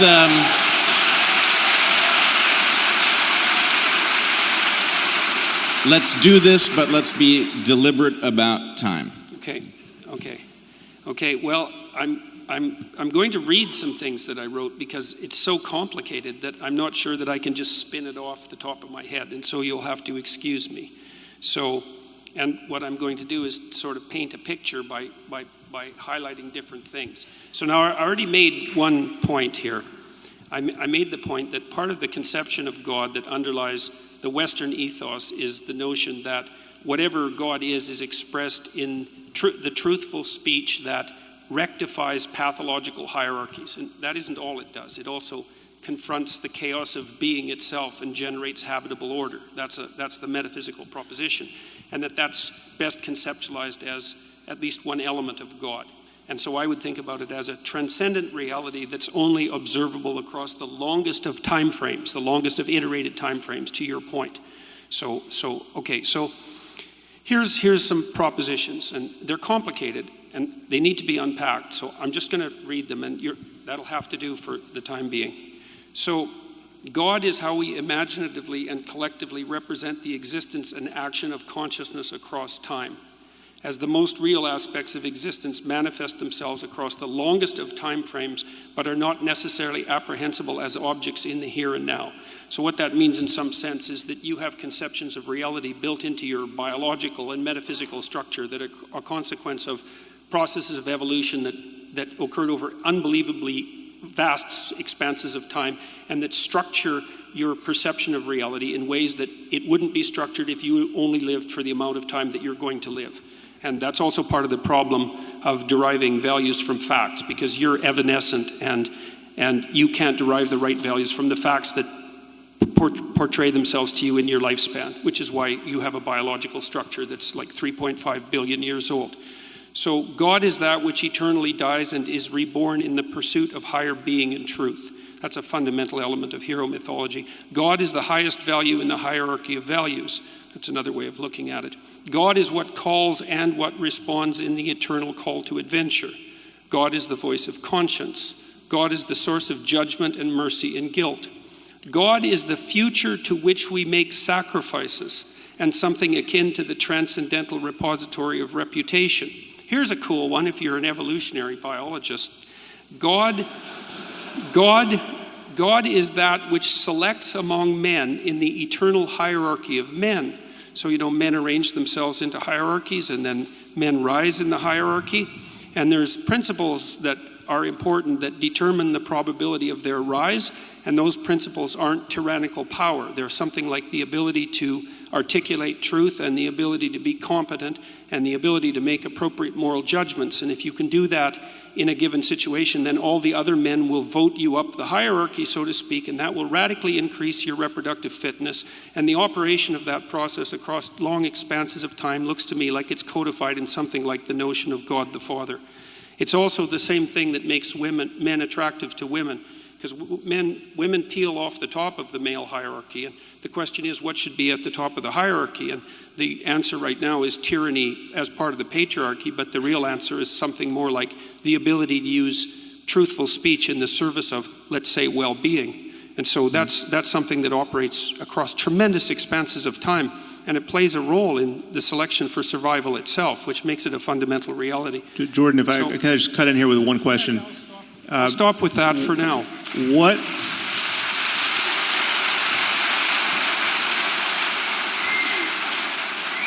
So I was not hearing in that list of attributes a God who could care if anyone masturbated.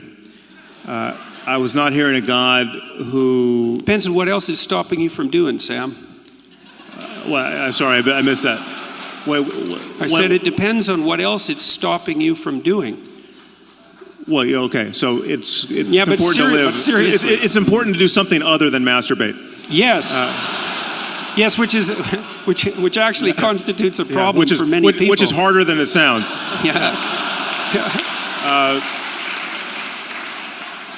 I'm not hearing a God, a personal God who can possibly hear anyone's prayers, much less answer them, right? And so I'm wondering what percentage of religious people who would say, "Oh yeah, I believe in God and it's the most important thing in my life." What percentage of those religious people do you think have in mind a God of the sort you just described? I don't know, Sam. It's a good question, because when I go talk to people, when I talk to people online and use exactly this terminology, millions of people listen. So it's not so obvious what percentage of people see it this way. It may be that they have the intuitions, but they haven't been articulated well. I mean, this is the problem. This is what worries me about this. So, you could do the same thing with the idea of ghosts, right? So people traditionally have believed in ghosts. It's an archetype, you might say, the ghost. Survival of death is certainly an archetype. And we know what most people most of the time mean when they say they believe in ghosts.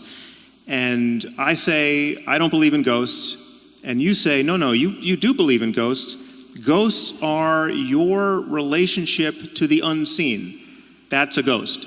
So you have a new definition of ghost that you're putting in the place provided, which I have to say, well, of course I have a relationship to the unseen, so yeah, I guess I do believe in ghosts. You know, you win that argument.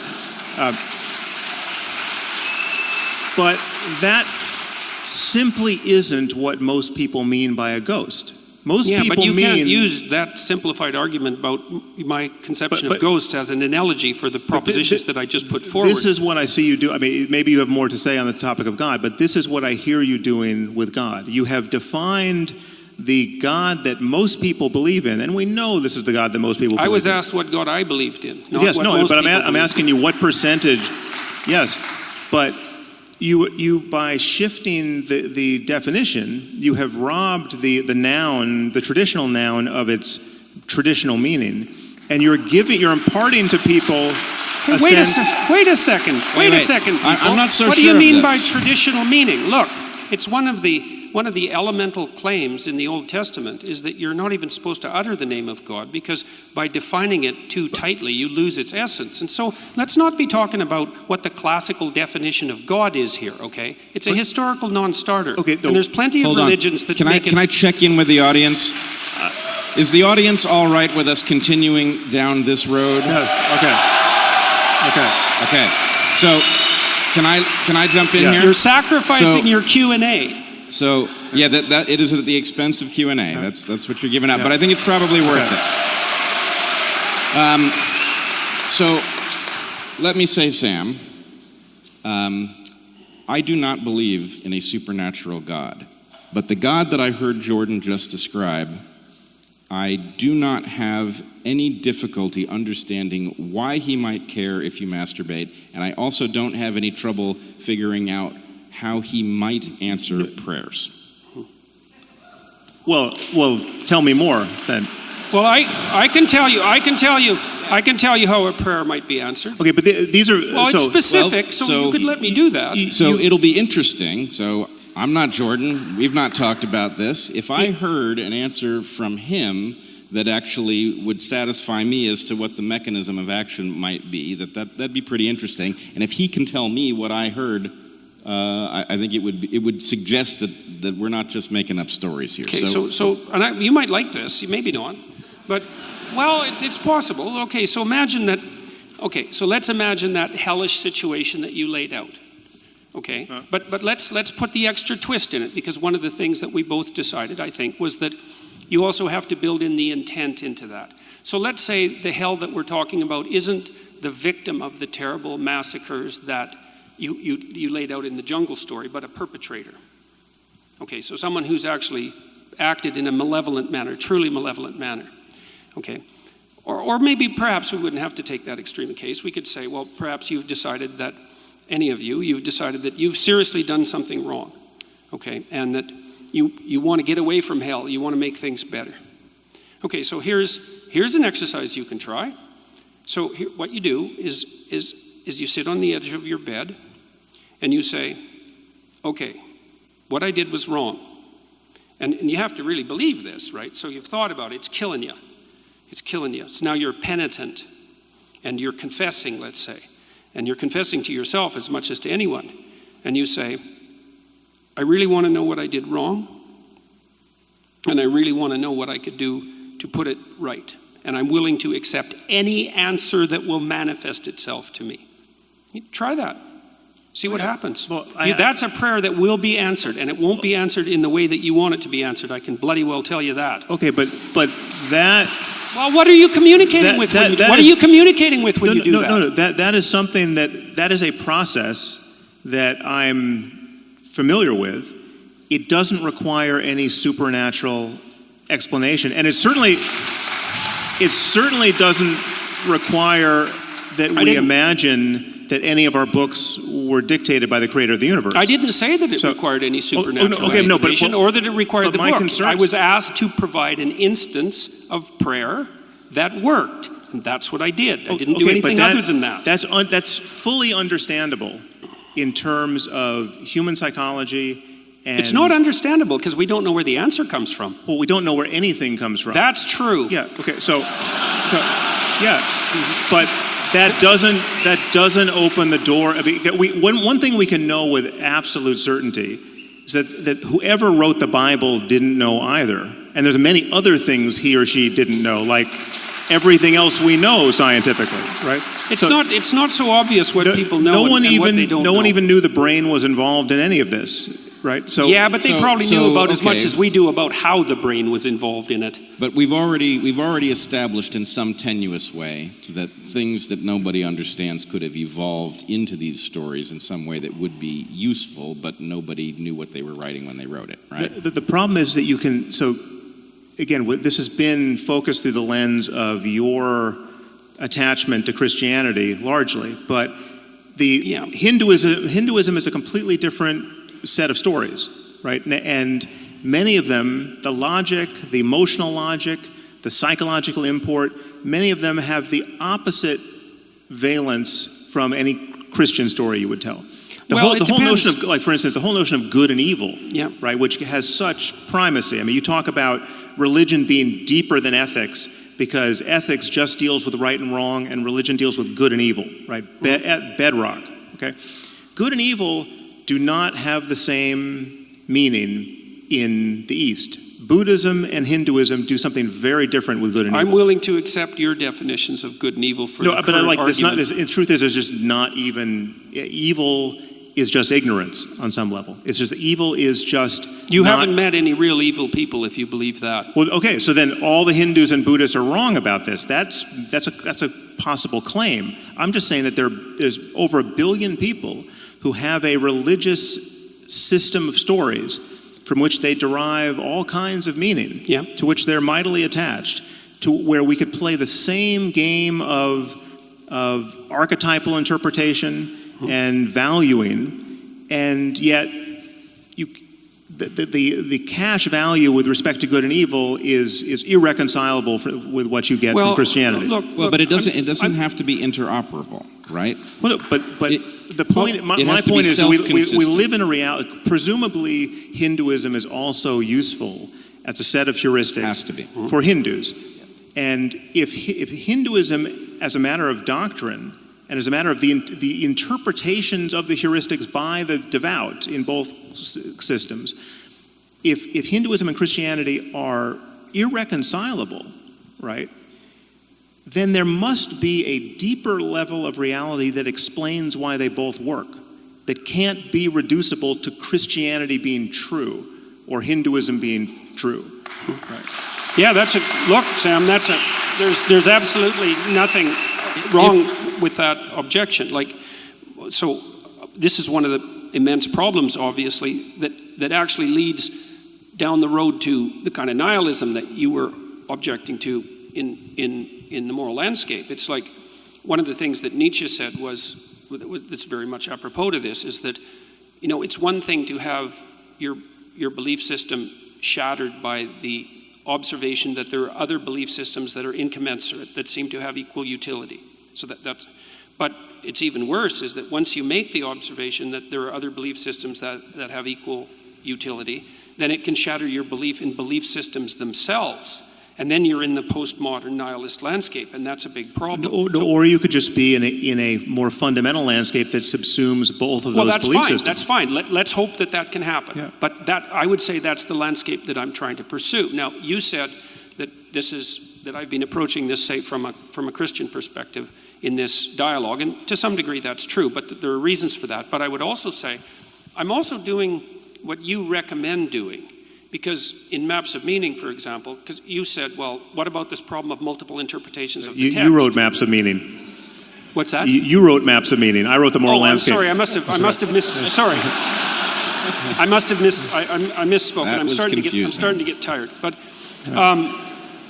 what I tried to do, I tried to address that problem seriously. Like, it's a really big problem.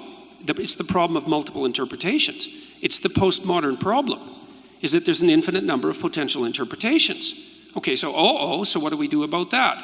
And the answer is, it's something you allude to, in the moral landscape. And it's part of the basis of your argument why these things need to be grounded in facts. So, because that is part of the answer to the problem of an infinite number of interpretations. In Maps of Meaning, I tried to do what E.O. Wilson recommended, but this was before he wrote his book.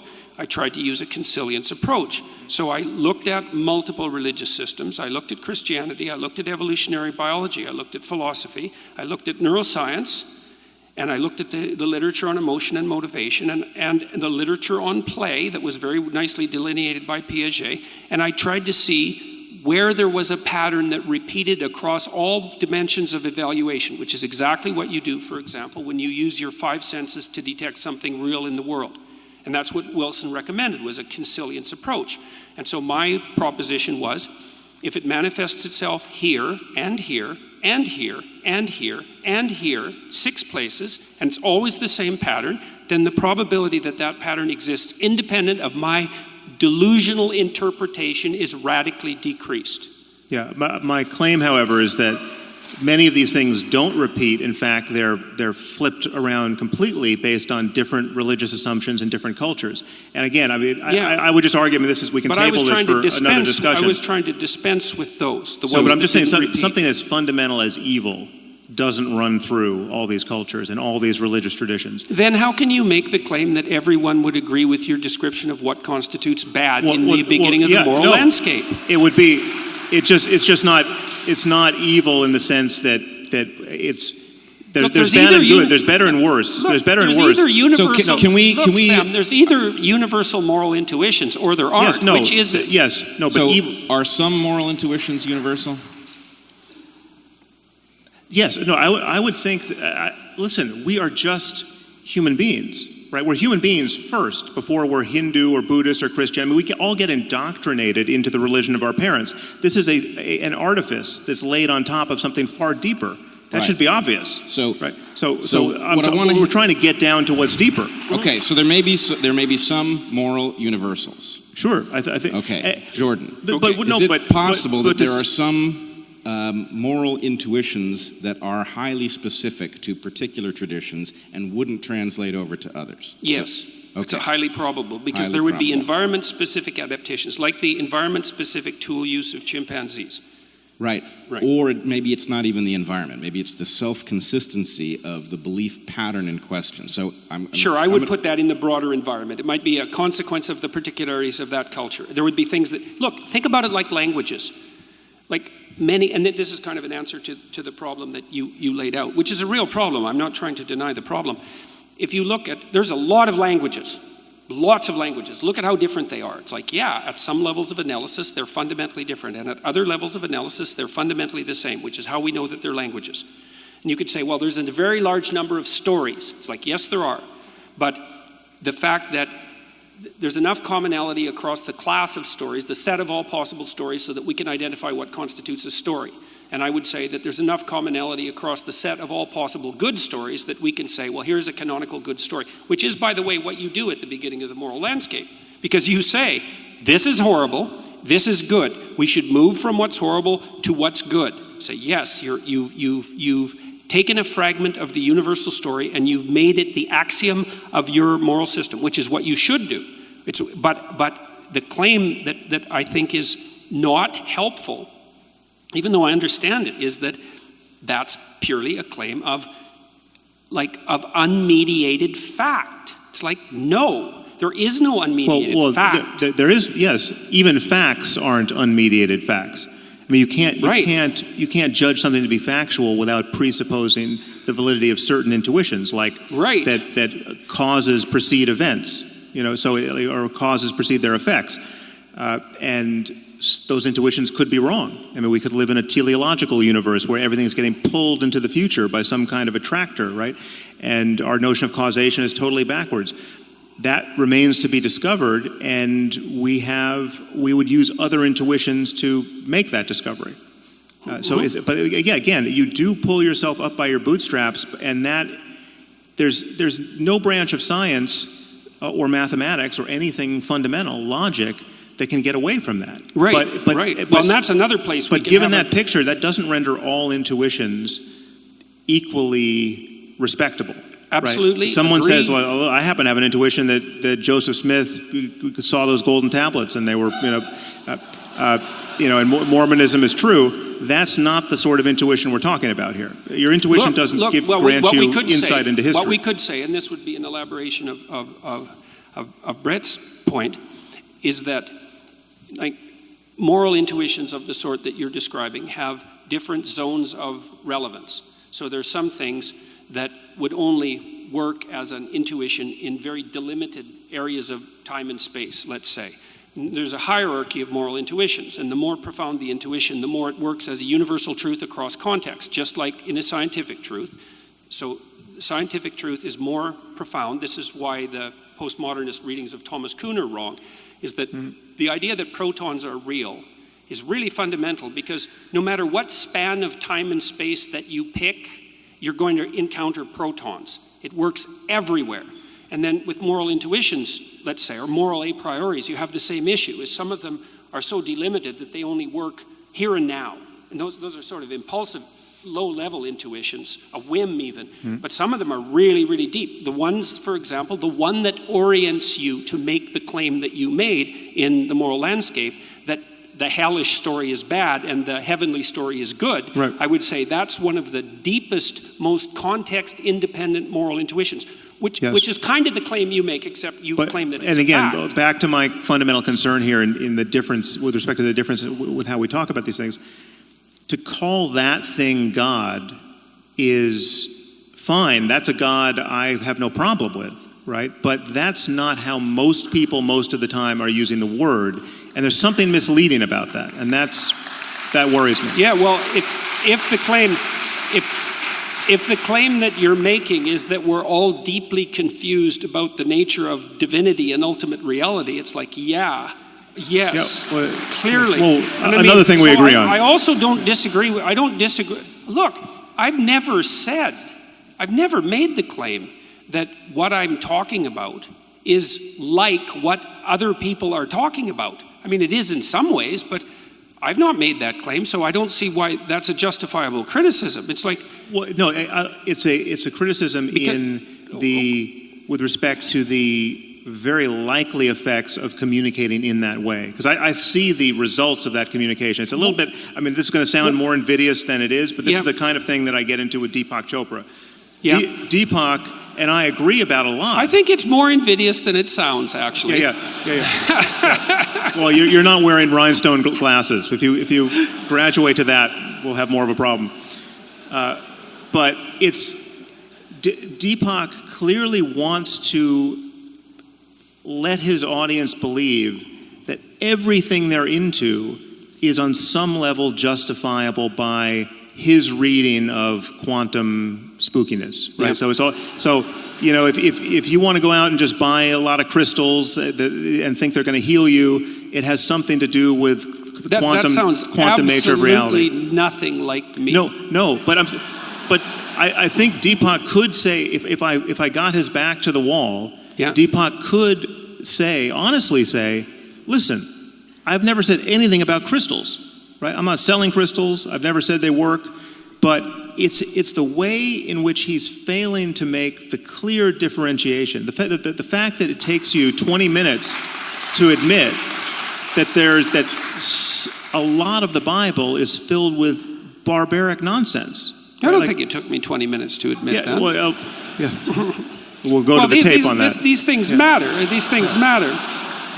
And I'm just saying, it's like you own look, it. If you're saying that there's a danger, if you're in a parish of 1, or in a parish of 1,000, or a parish of 100,000, but not in the parish that has anything in common with the Bible thumpers in my country who think that Jesus is very likely coming back in their lifetime because he never died, and he's going to judge the living and the dead, and there will be a resurrection and hellfire and all the rest. If that's not the game you're playing at all, own it.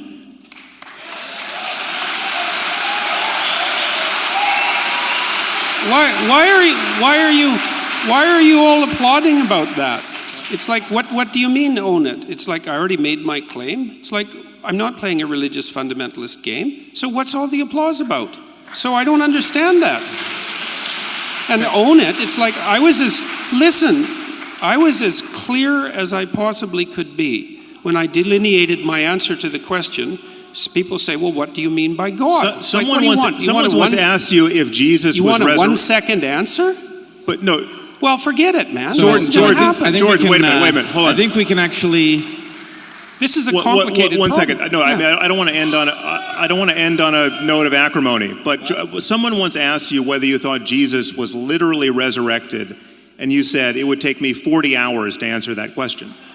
Okay, that's the kind of thing I'm responding to here. You don't need to do that if you have a clear-cut answer to that question. I don't have a clear-cut answer to that question. And if you don't, that connects with many other things that we still have to talk about. Yes, definitely. Yeah, I definitely. mean, because that. It isn't obvious in the biblical account that Christ was literally resurrected.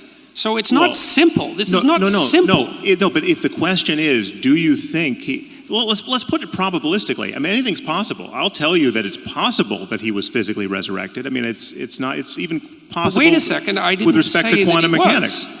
The point is, I said it would take me 40 hours to answer the question. I didn't say that he was. Well, how's this for an answer? Almost certainly not.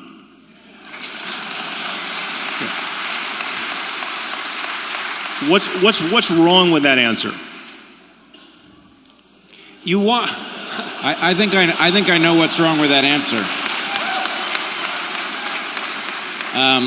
It's a fine answer, and people have been giving that answer for a very long period of time, but the idea doesn't seem to go away.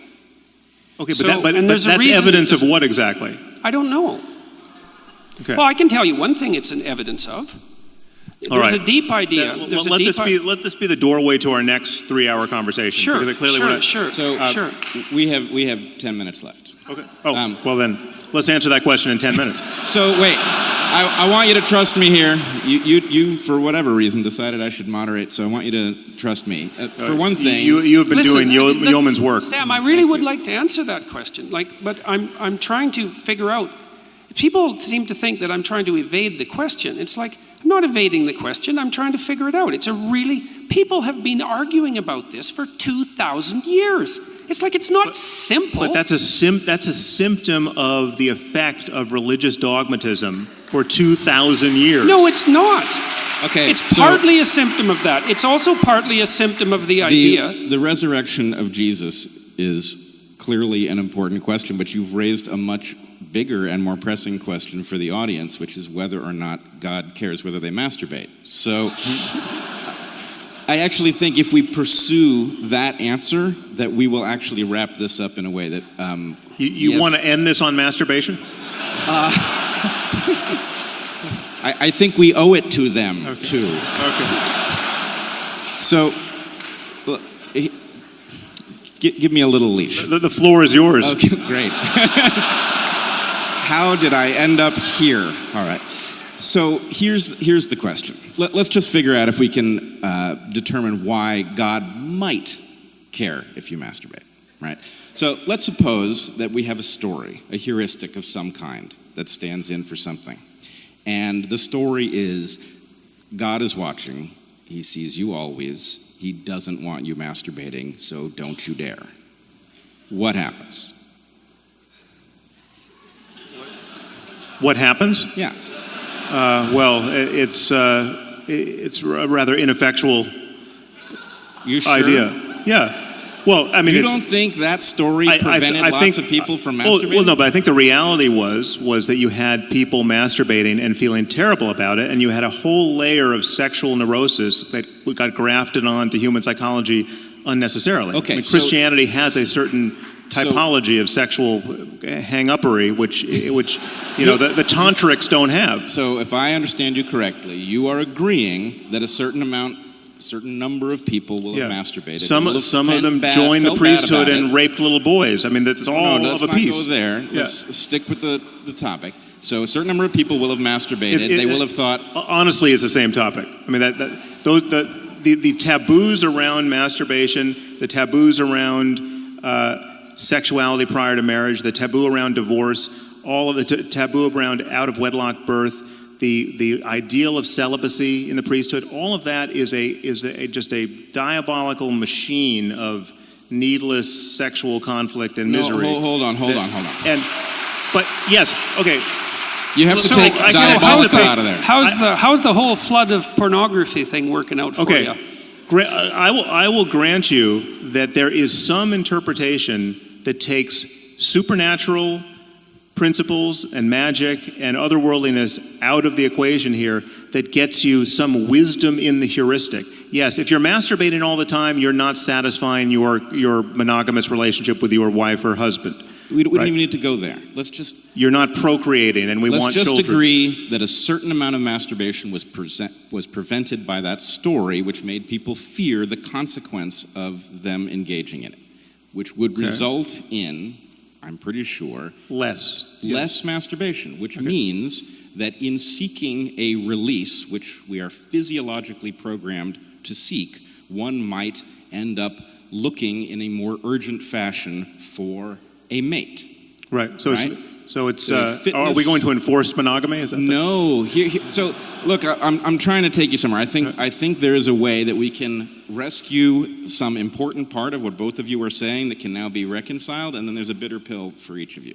I mean, that's just the way this looks to me. So if we can agree that this makes sense actually as a fitness-enhancing adaptation, that this story would result in people behaving in a way that might result in them marrying early, might result in them reproducing earlier than they would otherwise, right? Then we can understand it as mechanistic, and we can understand what you said, that, maybe God would care about whether or not people masturbate because God is a metaphor for some set of stories that gets you to behave in an adaptive fashion.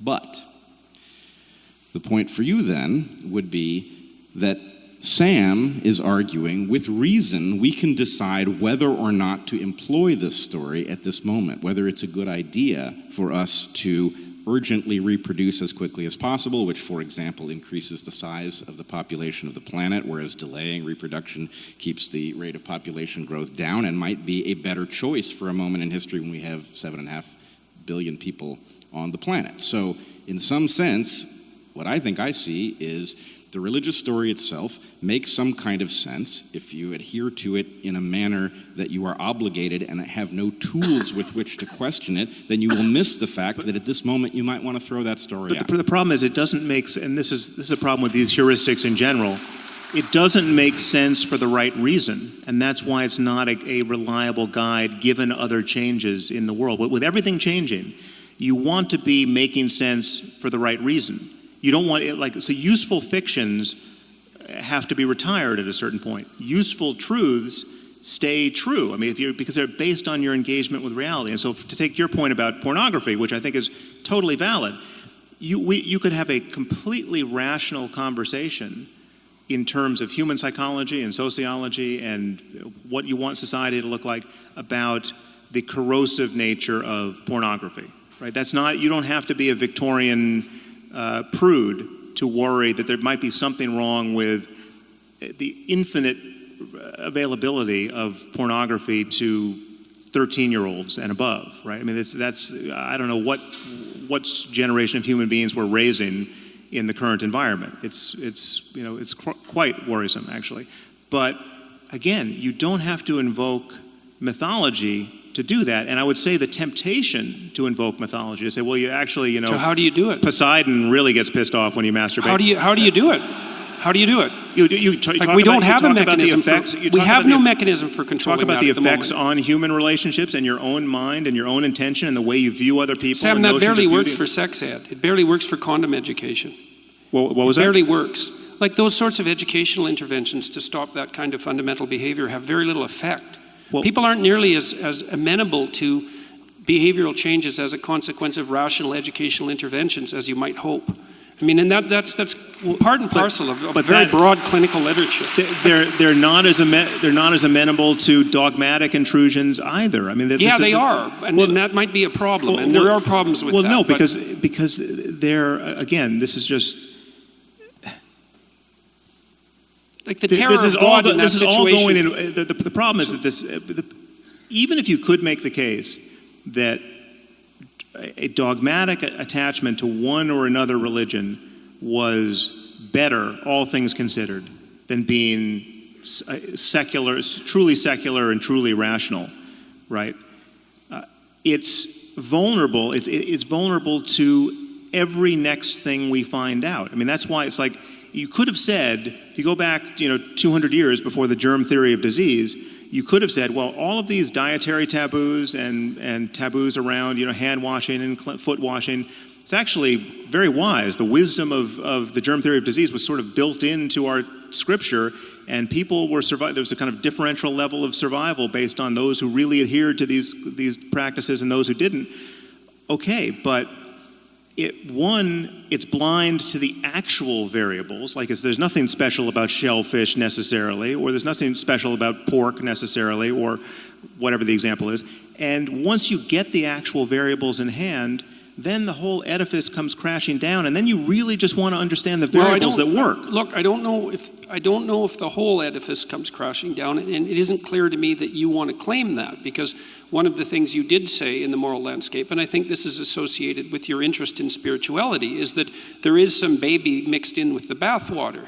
And the question is, how do we distill that out? Yeah. And the objections that you're raising are the objections that are, look how difficult it is to do the distillation. It's like, yeah, absolutely, man. And it's not like I'm a foe of the Enlightenment.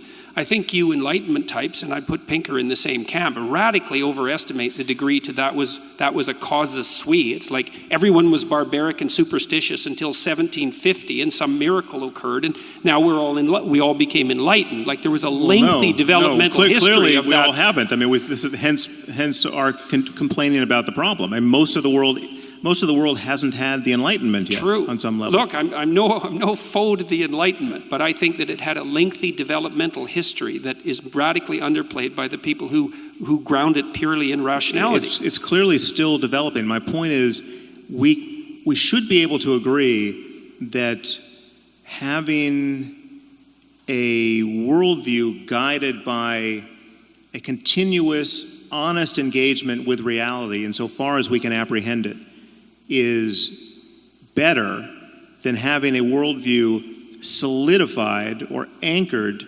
to unchanging ideas that were born of people who had none of our present tools, none of our present insights into anything. Well, it depends on the principles. It depends on the principles. Like I would say, there are situations where that clearly applies, but I think there are broad principles. And again, we should probably stop with this, I think. Yep, we're about there. Because I'm starting to get tired. I'm sure everyone else in here is starting to get tired. Well, I'm starting to get tired anyways.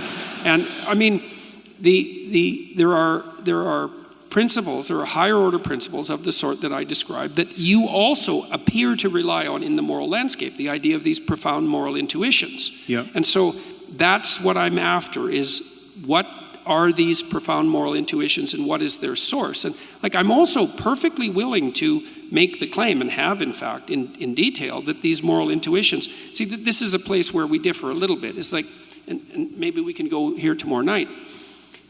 See, it seems to me that your argument is the facts are laying out there and you can extract out value from them, and we already described why you want to do that, because you want to at least not move into the nihilistic direction, and you want to ground them in some sort of reality. It's like, fair enough. But the thing is that the facts, as they are, have been around for a very, very, very, very long time, right? Let's say 3.5 billion years, the entire expanse of life. And it's the operation of those facts on life that has produced the a priori implicit interpretive structures that guide our interaction with the facts. And those a priori implicit structures that have emerged out of this evolutionary course have a structure that mediates between us and the facts that cannot be derived from the facts at hand. And so then the question is, what is that structure? And it's in both of our interests to get that right, because you use that as the source of moral intuition. It's like, right, agreed, that's the source of moral intuition. So, well, clearly we need to table this for tomorrow night, but that's a good... Guys, I'm just going to interrupt you. You guys, let's give Jordan Peterson, Sam Harrison, Bret Weinstein a huge hand. Let's go. Thank you.